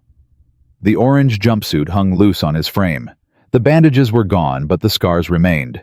Piranha bites that would mark him forever, just like the scars on Maya's arms would mark her. Their eyes met across the courtroom. Richard smiled. It was the same smile he'd worn when he pushed her into the pool. The same smile he'd worn when he ground his heel into her fingers. The same smile that said he still believed he would win. Maya didn't look away. "All rise," the bailiff announced. "The Honorable Judge Patricia Morales presiding." Judge Morales was a small woman in her 60s, with silver hair and eyes that missed nothing. She'd been a federal prosecutor for 20 years before taking the bench. She'd put away mobsters, drug lords, and corrupt politicians. Richard Sterling was just another criminal to her. "The United States of America versus Richard Allen Sterling," she read. "Charges include attempted murder conspiracy to commit murder, environmental terrorism, racketeering, bribery of federal officials, money laundering, and tax evasion." The list went on for 3 full minutes. Maya watched Richard's face as each charge was read. The smile never wavered. Either he still believed his lawyers could save him, or he'd simply disconnected from reality. "How does the defendant plead?" Richard's lead attorney, a silver-haired man named Charles Whitmore, who charged $10,000 an hour, stood up. "Not guilty on all counts, Your Honor." A murmur rippled through the courtroom.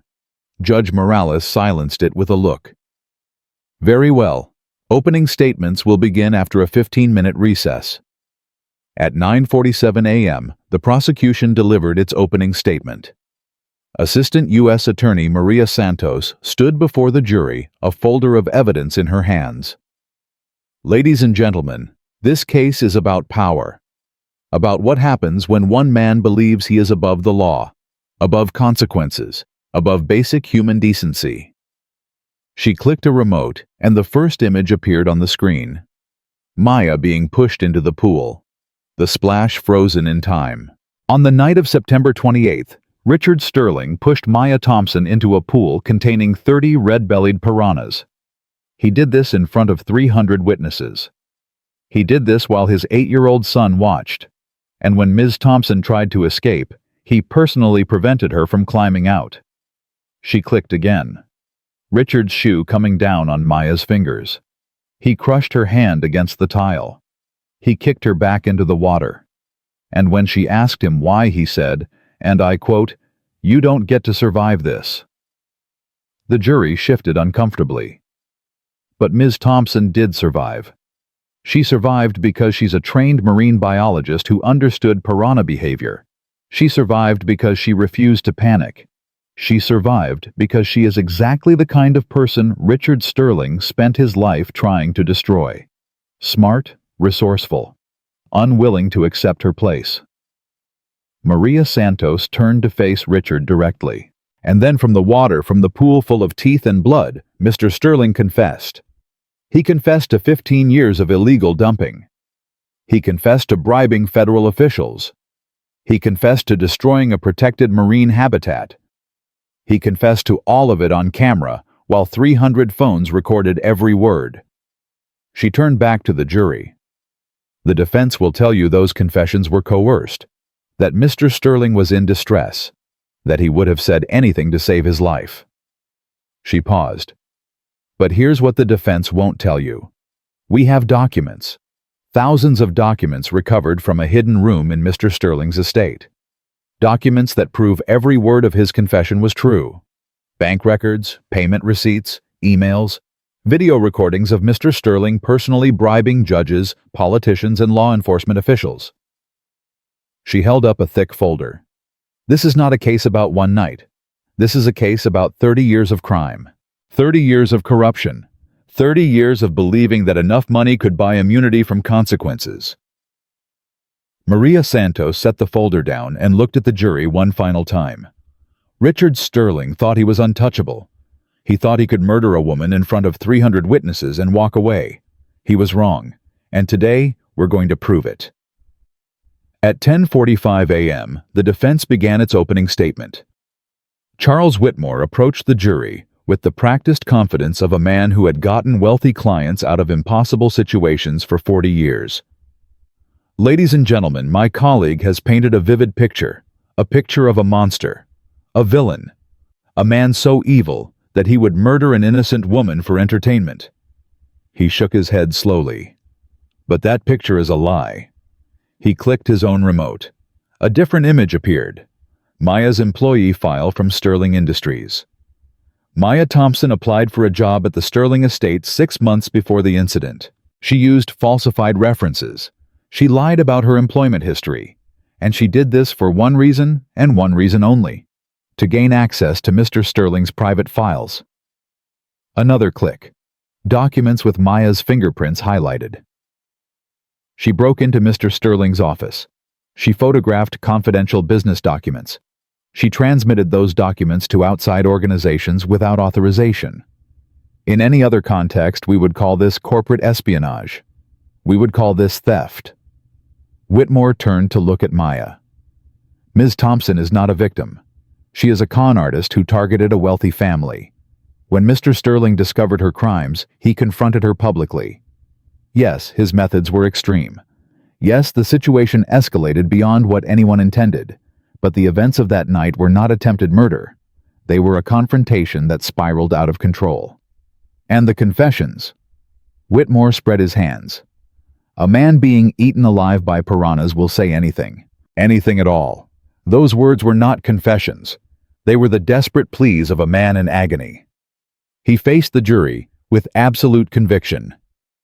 Richard Sterling is not a murderer. He is a successful businessman who made a terrible mistake in a moment of anger.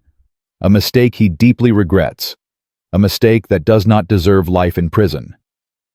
Maya felt Jennifer's hand squeeze hers under the table. "He's good," Jennifer whispered.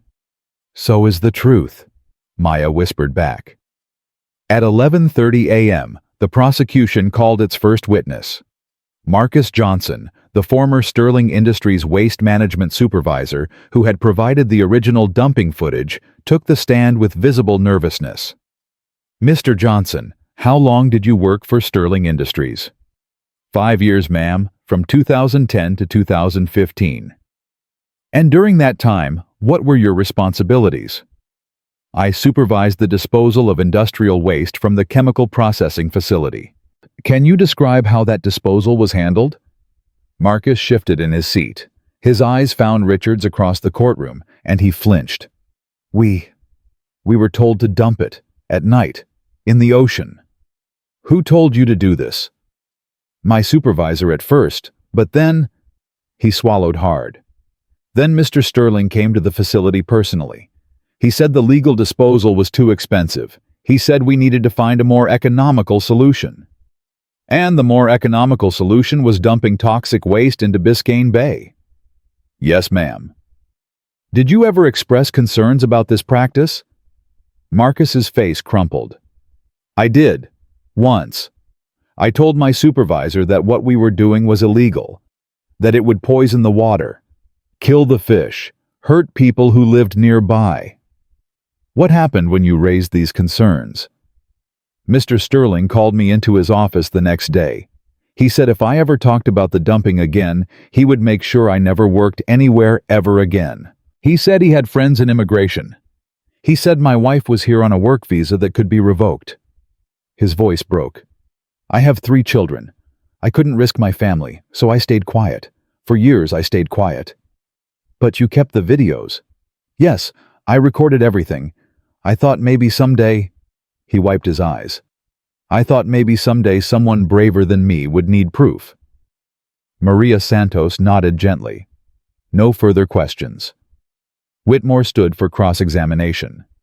"Mr. Johnson, you said you recorded these videos. Where did you keep them?"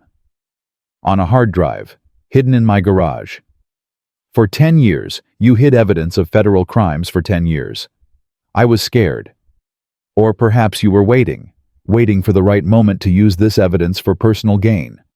Isn't it true that you've been in discussions with several media outlets about selling your story?" Marcus's face reddened. "I haven't taken any money." "Not yet, but you've discussed it, haven't you?" Marcus looked down. "Yes, I've been contacted by people who want to pay for interviews, but I haven't agreed to anything." "So your testimony today has nothing to do with potential future profits?" "Objection," Maria Santos called. "Counsel is badgering the witness." "Sustained." But the damage was done. Whitmore had planted a seed of doubt. At 12:15 p.m., the court broke for lunch. Maya couldn't eat. She sat in a small conference room with Jennifer staring at a sandwich she couldn't stomach. "He's trying to make it about money," Maya said. "About me being a con artist, about Marcus being a sellout. That's the only play he has. He can't dispute the evidence, so he's attacking the witnesses. Will it work?" Jennifer was quiet for a moment. "Honestly, I don't know. Juries are unpredictable. Some of them might believe that a billionaire was just having a bad day when he pushed a woman into a pool full of piranhas." Maya felt sick. "But Maya..." Jennifer leaned forward. "The evidence is overwhelming. The videos, the documents, Victoria's testimony. Even if Whitmore plants doubt about individual witnesses, the sheer volume of proof is impossible to ignore. What if it's not enough? Then we appeal, we fight, we don't give up." Jennifer's eyes were fierce. "Richard Sterling has spent his whole life buying his way out of consequences. That ends here. One way or another, that ends here." At 1:30 p.m., the prosecution called its second witness. Dr. Elena Vasquez, the marine biologist from the party, took the stand. "Dr. Vasquez, can you describe what you observed on the night of September 28th? I was attending the party as a guest. My husband manages investments for several of Mr. Sterling's business partners." She paused. "I saw Ms. Thompson struggling in the pool. I recognized immediately that she was using stillness as a survival strategy. Piranhas respond to erratic movement. By staying calm, she was buying herself time. Did you attempt to help her?" Elena's face crumpled with shame. "I said something. I pointed out what she was doing. And Mr. Sterling? He looked at me. He told his security to make sure no one interfered." She wiped her eyes. "I was scared. I'm not proud of it. But I was scared of what he could do to my husband's career, to our lives." "What happened next?" "Mr. Sterling started throwing objects into the pool, bottles, plates, anything he could grab. He was trying to trigger a feeding frenzy. He was trying to make the fish attack her. And when Ms. Thompson tried to escape, he stepped on her hand. I saw it clearly. He crushed her fingers against the tile and kicked her back in." Elena's voice shook. "I've never seen anything so deliberately cruel in my entire life." At 2:15 p.m., the prosecution introduced the video evidence. Every screen in the courtroom lit up with footage from the party. Multiple angles, multiple phones, multiple witnesses to the same horrifying event. Maya watched herself fall into the water. She watched herself fight to survive. She watched Richard laugh. She watched Brandon clap. The jury watched too. Their faces grew paler with each passing minute. When the video reached Richard's confession, the prosecution paused it. "I destroyed the reef. I knew what the chemicals would do. I knew it was protected. I just didn't care. It was cheaper." Richard's own voice echoing through the courtroom. "I've hurt people, made them disappear. I own judges, police, politicians. I can give you all their names."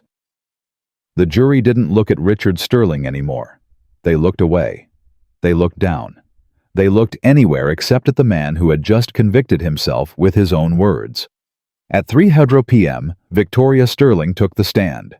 She walked into the courtroom wearing a simple black dress, her face carefully composed. She didn't look at Richard. She didn't look at anyone except the prosecutor. "Mrs. Sterling, can you describe your relationship with the defendant?" "Richard and I were married for 12 years. We have one son together." "During your marriage, were you aware of your husband's criminal activities?" Victoria hesitated. "I suspected. Over the years I saw things, heard things. But Richard was very careful about keeping me separated from the business side of his life." "Yet you kept records, documents, evidence that you later provided to prosecutors." "Yes." "Why?" Victoria finally looked at Richard. Her face was unreadable. "Because I knew eventually he would turn on me too. Richard doesn't love anyone. He acquires people, uses them, and when they're no longer useful, he discards them." Her voice hardened. "I spent 12 years watching him destroy everyone who got in his way. I knew someday I would be one of them."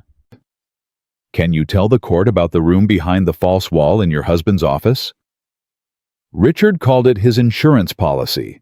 He recorded everything, every bribe, every threat, every illegal deal. He kept it all as leverage against the people he controlled. And you knew about this room. I discovered it 3 years ago. Richard didn't know I knew. She smiled thinly. He always underestimated me. He thought I was just a trophy wife who didn't pay attention. What did you do when you discovered the room? I made copies of everything, and I hid them somewhere Richard would never think to look. Where? Victoria's smile widened. Our son's pediatrician's office, in Brandon's medical files. Richard never attended a single doctor's appointment. He had no idea I'd been storing evidence there for years. The courtroom erupted. Judge Morales banged her gavel. Order, I will have order in this court. Maya stared at Victoria with new eyes. This woman had been playing a game none of them understood. A long game, a survival game, just like Maya. At 4:30 p.m., the prosecution called its final witness of the day. Maya Thompson. She walked to the stand on legs that felt like rubber.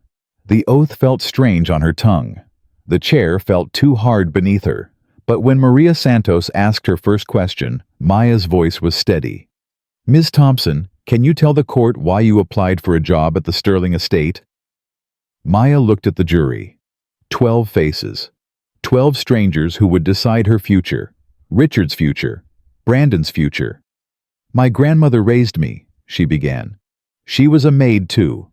Worked for wealthy families all her life. She taught me that there's no shame in honest work. No shame in being invisible. She paused. She also taught me to love the ocean. Biscayne Bay was our place. Every Sunday we'd go to the water. She'd tell me about the fish, the coral, the ecosystem that made it all work together. What happened to your grandmother? She got sick. Cancer. The treatments were expensive and she didn't have insurance. I dropped out of college to help pay the bills. I worked 3 jobs. And still... Maya's voice cracked. Still she died. I'm sorry for your loss. After she died, I was lost. I didn't know what to do with myself. Then I saw the news reports about the reef, about the poison in the water, about the fish dying and the coral bleaching and everything my grandmother loved disappearing. Maya looked at Richard. I traced the poison to Sterling Industries, and I decided someone had to do something about it. Someone had to tell the truth. So you applied for the job as a maid? Yes. I needed access. I needed proof. I knew that without evidence, no one would believe a word I said. Richard Sterling was too powerful, too connected. He could make problems disappear. And you gathered that evidence. I photographed documents, recorded conversations, copied files. Everything I could find that proved what he was doing. What did you intend to do with this evidence? Send it to people who could use it.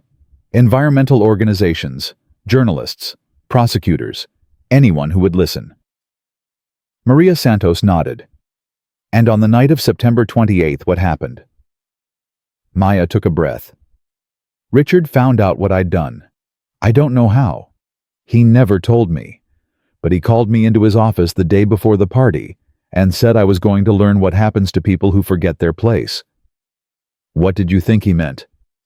I didn't know. Not then. I thought maybe he would fire me, have me arrested, ruin my reputation. She shook her head. I didn't think he would try to kill me in front of 300 people. But he did. Yes. He dragged me to the pool, announced to everyone that I was a spy and a thief, and then his son pushed me in. Brandon Sterling, 8 years old. Yes. Richard had been teaching him, training him. The boy didn't understand what he was doing. He just knew his father wanted it, and he'd been taught that whatever his father wanted was right. Maya's eyes found Brandon's empty chair. He wasn't in the courtroom. He was in state custody, awaiting his own fate. After you fell into the pool, what happened? Maya told them everything. The cold water. The circling piranhas. The stillness that saved her life. Richard's shoe on her hand. The bite that drew blood. The shoe she threw to distract the fish. The equipment room. The whirlpool. And finally, Richard falling into his own pool. When Mr. Sterling was in the water struggling, what did you do? I turned off the system. I stopped the whirlpool. I let them pull him out. Why? After everything he did to you, why did you save him?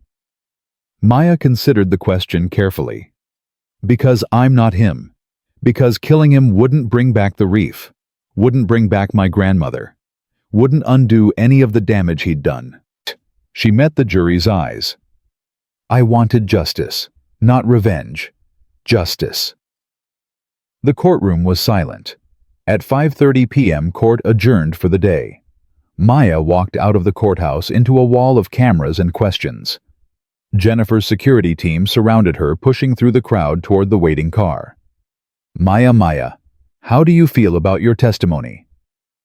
Do you think Sterling will be convicted? What do you want to say to the people watching? Maya stopped. She turned to face the cameras. I want to say this, she said, her voice carrying over the noise. Richard Sterling isn't special. He's just one man with money who thought he could do anything he wanted. There are thousands like him. Men who poison our water, our air, our communities, because profit matters more to them than people. She paused. But here's what they don't understand. We see them. The invisible people. The maids and the janitors and the workers they think don't matter.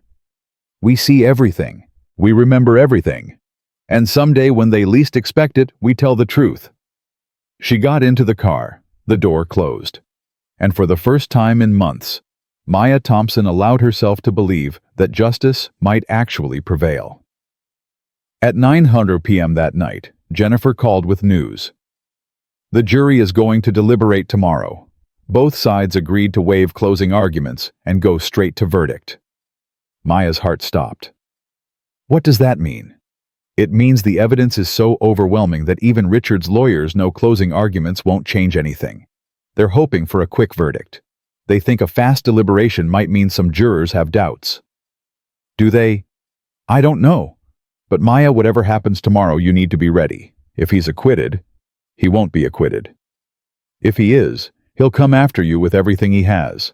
Lawsuits, harassment, worse. Maya stared out her window at the city lights. Then I'll fight him again, and again, and again, until one of us can't fight anymore. Jennifer was quiet for a moment. You're the bravest person I've ever met, Maya Thompson. I'm not brave.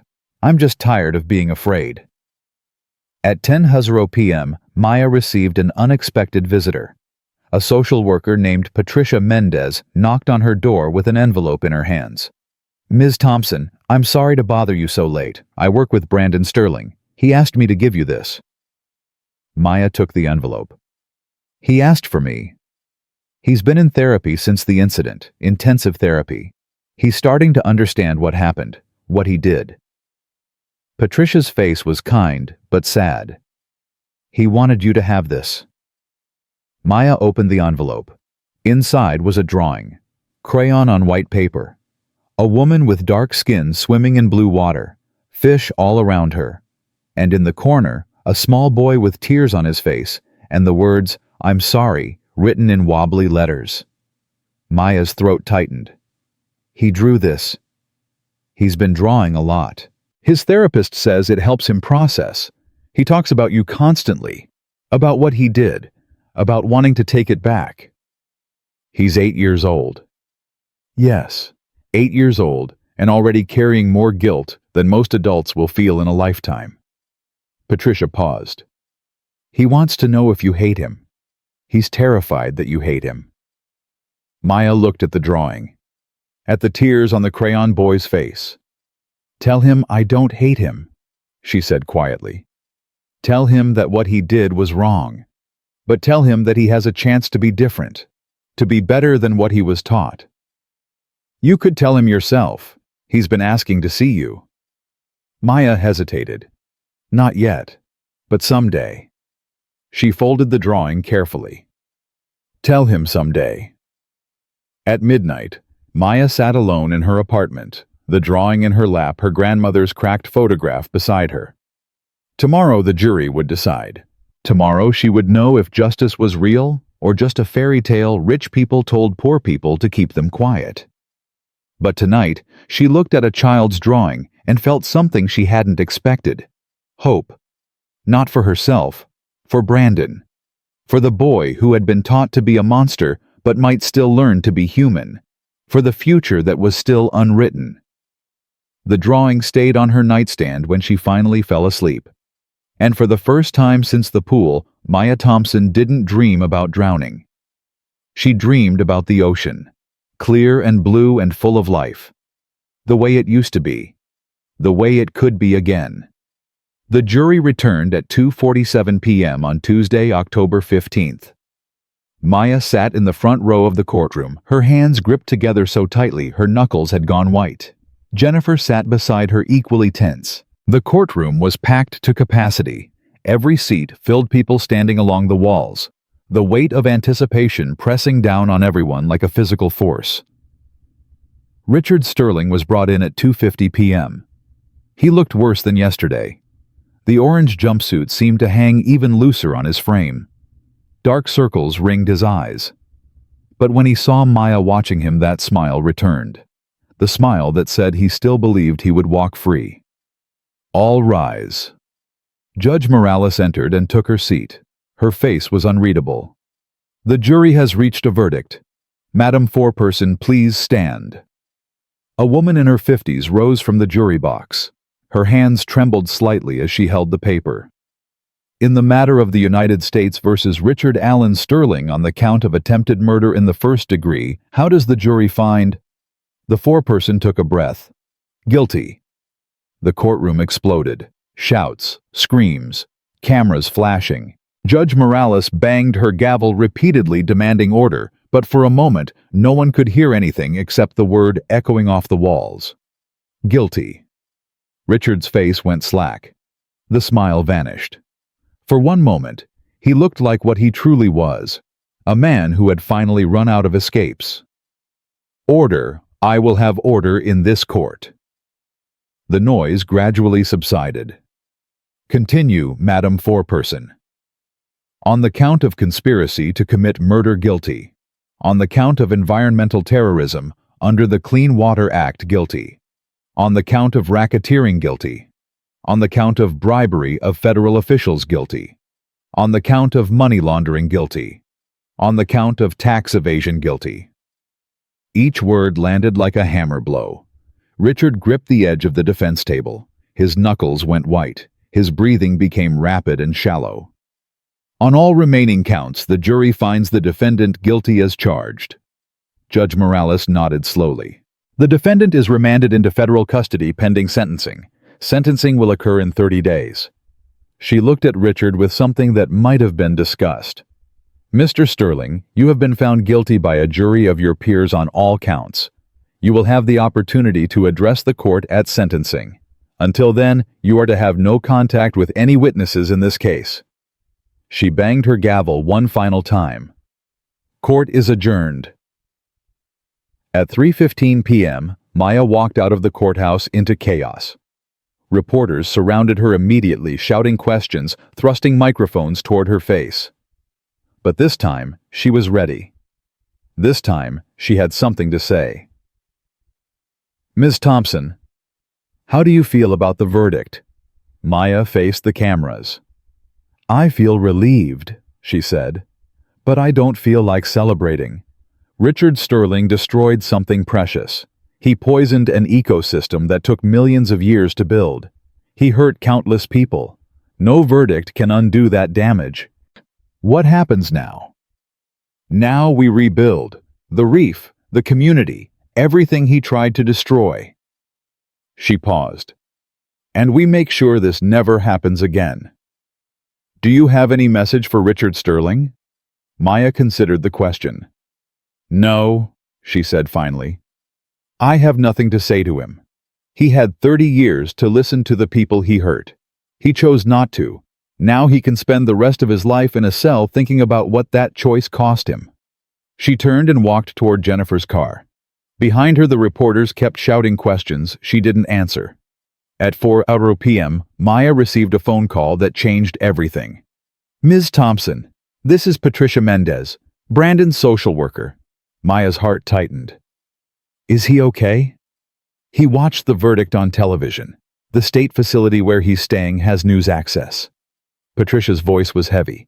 "He's asking for you, begging for you. He won't stop crying. He keeps saying he needs to see you, that he needs to tell you something." Maya closed her eyes. "I don't know if I can do that." "I understand. After everything he did to you, no one would blame you for refusing." Patricia paused. "But Maya, this boy is broken. His father is going to prison for the rest of his life. His mother is fighting a custody battle she might not win. He has no one. And the only person he wants to see is the woman he pushed into a pool of piranhas." "Why me?" "Because you're the only person who ever told him the truth. You're the only person who ever said that what he did was wrong, but that he could be better." Patricia's voice cracked. "He's 8 years old, Maya. He's 8 years old and he's carrying guilt that would crush an adult. I'm not asking you to forgive him. I'm asking you to give him a chance." Maya sat in silence for a long moment. Then she said the words she never expected to say. "Where is he?" At 5:30 p.m., Maya walked into the state facility where Brandon Sterling was being held. It was nothing like the estate where she'd worked for 6 months. No marble floors, no crystal chandeliers, no pools full of piranhas, just linoleum and fluorescent lights and the smell of industrial cleaner. Patricia led her to a small room with a table and 2 chairs. "He's been waiting since we called. He hasn't eaten anything all day." Patricia hesitated at the door. "Maya, whatever happens in there, thank you. Thank you for giving him a chance." She left. Maya sat down and waited. The door opened at 5:35 p.m. Brandon Sterling walked in, and Maya barely recognized him. Gone was the smug, entitled boy who had clapped while she drowned. Gone was the cruel smile that had reminded her so much of his father. In their place was a child, small and thin and shaking with fear. His eyes were red from crying. His face was pale. His hands trembled at his sides. He stopped just inside the door, staring at Maya like she was a ghost. "You came," he whispered. "I came. I didn't think you would, after what I did." His voice broke. "Everyone hates me. My mom won't even look at me. The other kids here call me the piranha boy. They say my dad was a monster, and that makes me a monster too." Maya didn't respond. She waited. Brandon took a shaky step forward. "I have to tell you something. Something I couldn't tell anyone else because they wouldn't understand." "What is it?" The boy's face crumpled. "I didn't want to push you." Maya's breath caught. "What do you mean?" "I mean I didn't want to do it. Not really. But my dad—" Brandon's whole body shook. "My dad said I had to. He said if I didn't push you, he would be very disappointed. He said the help needed to learn their place, and I needed to be the one to teach them." Tears streamed down his face. "I was scared of him. I was always scared of him. When I was little, he would get so angry if I didn't do what he said. He never hit me. But he would look at me like I was nothing, like I was garbage. And then he would take away everything I loved. My toys, my games, my friends. He made them all go away." Maya felt something shift inside her. "Brandon?" "I tried to be good. I tried to make him happy. I thought if I did everything he said, he would love me. He would be proud of me." Brandon sobbed. "But he never loved me. He never loved anyone. He just wanted me to be like him, mean and cruel and hurting people." He fell to his knees. "I'm sorry. I'm so sorry. I didn't want to be like him. I didn't want to hurt you. I was just scared and stupid, and I believed him when he said you were bad. I believed everything he told me, and now he's going to prison, and everyone hates me, and I don't know how to fix it." Maya stared at the sobbing child on the floor. 8 years old. 8 years old and destroyed by a father who had used him as a weapon. She got up from her chair and knelt beside him. "Brandon, look at me." He raised his tear-streaked face. "What you did was wrong. You pushed me into a pool full of piranhas. I almost died. I will never forget that. Do you understand?" He nodded miserably. "But I also understand that you were a child doing what your father told you to do. I understand that you were scared. I understand that you were raised to believe that hurting people was normal." She put a hand on his shoulder. "That doesn't make it okay. It will never be okay. But it does mean you have a choice now. You can spend the rest of your life being what your father tried to make you. Or you can choose to be different, to be better, to be the person he never let you be." Brandon stared at her with desperate hope. "You think I can change?" "I think you're the only one who can answer that. But I believe that people aren't born cruel. They're taught to be cruel. And if they can be taught cruelty, they can learn kindness too. Will you help me?" Maya looked at this broken child, this boy, who had been her almost murderer, and saw something she hadn't expected. Herself. A child shaped by circumstances beyond her control. A child trying to survive in a world that didn't care about her. A child who needed someone to believe in her. "I'm not going to be your mother," she said quietly. "I'm not going to raise you or take care of you or pretend that what happened didn't happen. But I will visit you. I will check on you. And if you're really trying to change, really working to be better, I will help you however I can." Brandon threw his arms around her. Maya held him while he cried. And somewhere inside her, something that had been broken began to heal. At 7:00 p.m., Maya left the facility with a promise. She would come back.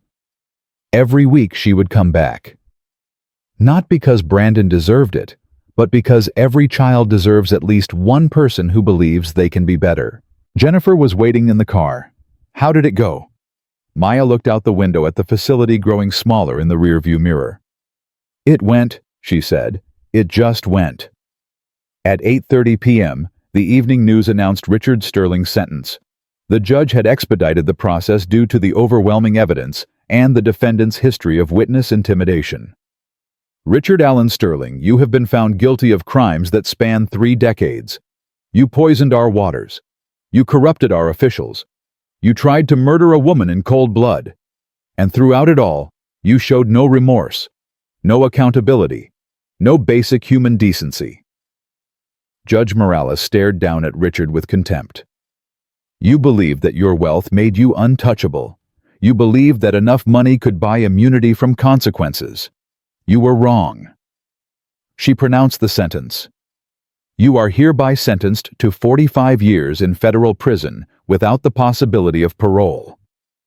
Richard Sterling collapsed. His lawyers tried to catch him, but he crumpled to the floor. A broken man finally understanding that his empire was gone, his freedom was gone, his power was gone. Everything he had built on cruelty and corruption had been destroyed by one woman who refused to stay invisible. Maya watched the news footage in Jennifer's office. She didn't feel joy. She didn't feel triumph. She felt tired and empty, and strangely at peace. "It's over," Jennifer said quietly. "No," Maya replied. "It's just beginning." 3 months later, Maya stood at the edge of Biscayne Bay. The water was different now. Cleaner, clearer. Not healed, not yet, but healing. The cleanup crews had worked around the clock since Sterling's conviction. The toxic waste was being removed. The coral restoration had begun. It would take years, maybe decades. But the reef would survive, because Maya Thompson had told the truth. Dr. Elena Vasquez stood beside her holding a tablet displaying the latest water quality readings. pH levels are normalizing. Fish populations are recovering faster than we expected. And look at this. She zoomed in on an image. New coral growth, right here where the contamination was worst. Maya stared at the image. New life growing in the place her grandmother had loved. "She would have been proud of you," Elena said softly. "Your grandmother." "I know. What are you going to do now?" You have offers from every environmental organization in the country, book deals, movie deals, speaking engagements. You could be set for life. Maya considered the question. I'm going to finish what I started. She reached into her bag and pulled out a folder. This is a proposal for a foundation, the Rose Thompson Ocean Justice Initiative, named after my grandmother. It will provide legal support for people who want to expose corporate polluters. It will fund reef restoration projects, and it will create scholarships for kids who want to study marine biology but can't afford it. Elena's eyes widened. This is incredible. Where did you get the funding? Victoria Sterling. She signed over half of the assets that weren't seized by the government, said it was the least she could do. Maya smiled grimly. I think she's trying to buy redemption. I don't know if it's possible, but I'll take her money and use it to undo what her husband did. At noon that day, Maya held a press conference to announce the foundation. The same reporters who had covered her survival, her testimony, her victory, now covered her transformation from victim to advocate. The Rose Thompson Ocean Justice Initiative will launch next month, Maya announced. Our mission is simple. Protect the ocean, support the people who protect it, and make sure that what happened to Biscayne Bay never happens again. Ms. Thompson, do you have any message for other people who are afraid to speak out against powerful interests? Maya looked directly into the camera. Yes, I do. I was a maid. I cleaned toilets and served drinks and stayed invisible because that's what I was told my place was. And then I saw something wrong and I decided to do something about it. She paused. I almost died for that decision. But I didn't die. I survived. And because I survived, a billionaire is in prison. A reef is being restored, and millions of people know the truth. Her voice strengthened. You don't have to be powerful to make a difference. You don't have to be rich or famous or connected. You just have to be willing to tell the truth when it matters. That's all. Just tell the truth. The rest will follow. 6 months after Richard Sterling's conviction, Maya returned to the state facility to see Brandon. He looked different, taller, healthier. The haunted look in his eyes had faded, replaced by something that almost looked like peace. My therapist says I'm making progress, Brandon told her, sitting across the table where they'd first spoken. She says I'm learning to understand why what I did was wrong. Not just that it was wrong, but why. That's good, Brandon. I've been writing letters to the people my dad hurt. Most of them don't write back, but some do. He pulled out a small stack of papers. This woman, her husband got sick from the chemicals my dad dumped.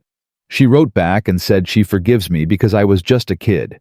She said holding on to anger was making her sick too. Maya looked at the letters. How does that make you feel? Sad, and grateful, and confused. Brandon's brow furrowed. I don't understand how she can forgive me when I can't forgive myself. Forgiveness takes time. Sometimes a whole lifetime. Do you forgive me? Maya considered the question carefully. I'm working on it, she said honestly. I don't hate you anymore. I understand why you did what you did.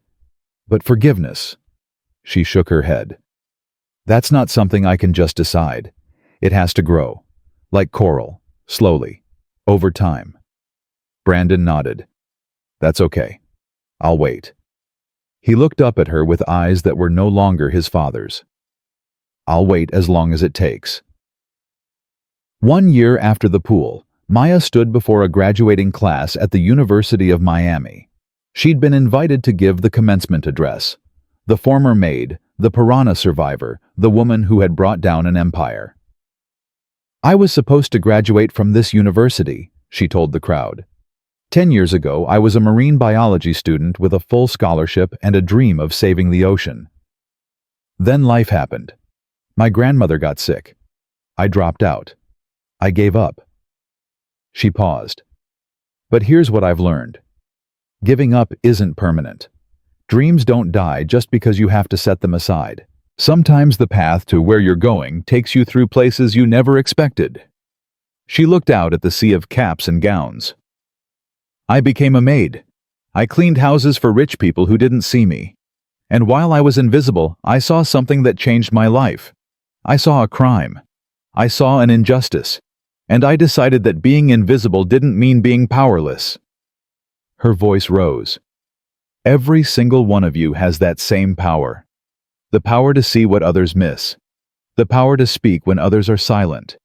The power to choose truth over convenience, justice over comfort, courage over fear. She held up her scarred arms. These scars are my reminder. A reminder of what it cost me to tell the truth. But they're also my trophy, because I survived, because I won, because the man who gave me these scars is spending the rest of his life in a cell while I'm standing here talking to you, building something that will outlast both of us. The audience was silent. So my message to you is this: don't wait for permission to matter. Don't wait for someone to tell you it's okay to speak. Don't wait until you're powerful or rich or famous to do what's right. She smiled. Do it now. Do it today. Do it while you're young and scared and uncertain. Because the world doesn't need more people who wait for the right moment. It needs people who create the right moment. The applause started slowly and built to a roar. Maya stood at the podium, tears streaming down her face, and felt her grandmother's presence beside her. "We did it, Grandma," she whispered. "We did it." 2 years after the pool, Maya dove into Biscayne Bay for the first time since the restoration began. The water was different, clear and clean and full of life. Fish darted around her in silver schools. Coral formations spread across the seafloor in brilliant colors. A sea turtle glided past, ancient and serene. Maya floated in the blue silence, surrounded by the world her grandmother had loved. The world she had saved. She surfaced with tears mixing with the salt water on her face. Dr. Elena Vasquez was waiting on the boat. "How does it look?" Maya pulled off her mask. "It looks like hope." That evening, Maya sat on the beach as the sun set over the water. Her phone buzzed with a message from Brandon, now 10 years old and living with a foster family that Jennifer had helped find. "My report card came today. All A's. My foster mom says she's proud of me. I wanted you to know because you're the reason I'm trying so hard. Thank you for not giving up on me." Maya smiled and typed back, "I'm proud of you too. Keep going." She put down her phone and watched the sun disappear below the horizon. 3 years ago, she had been a maid, invisible, powerless, trapped in a world that told her she didn't matter. Now she was the founder of a foundation that had helped prosecute 12 major polluters. She was a voice for people who had none. She was living proof that one person armed with nothing but the truth could change the world. Richard Sterling would die in prison. Victoria Sterling had retreated from public life, spending her days in quiet anonymity, perhaps haunted by the empire she'd helped build and watched fall. Brandon Sterling was healing slowly, painfully, learning to be the person his father had tried to destroy.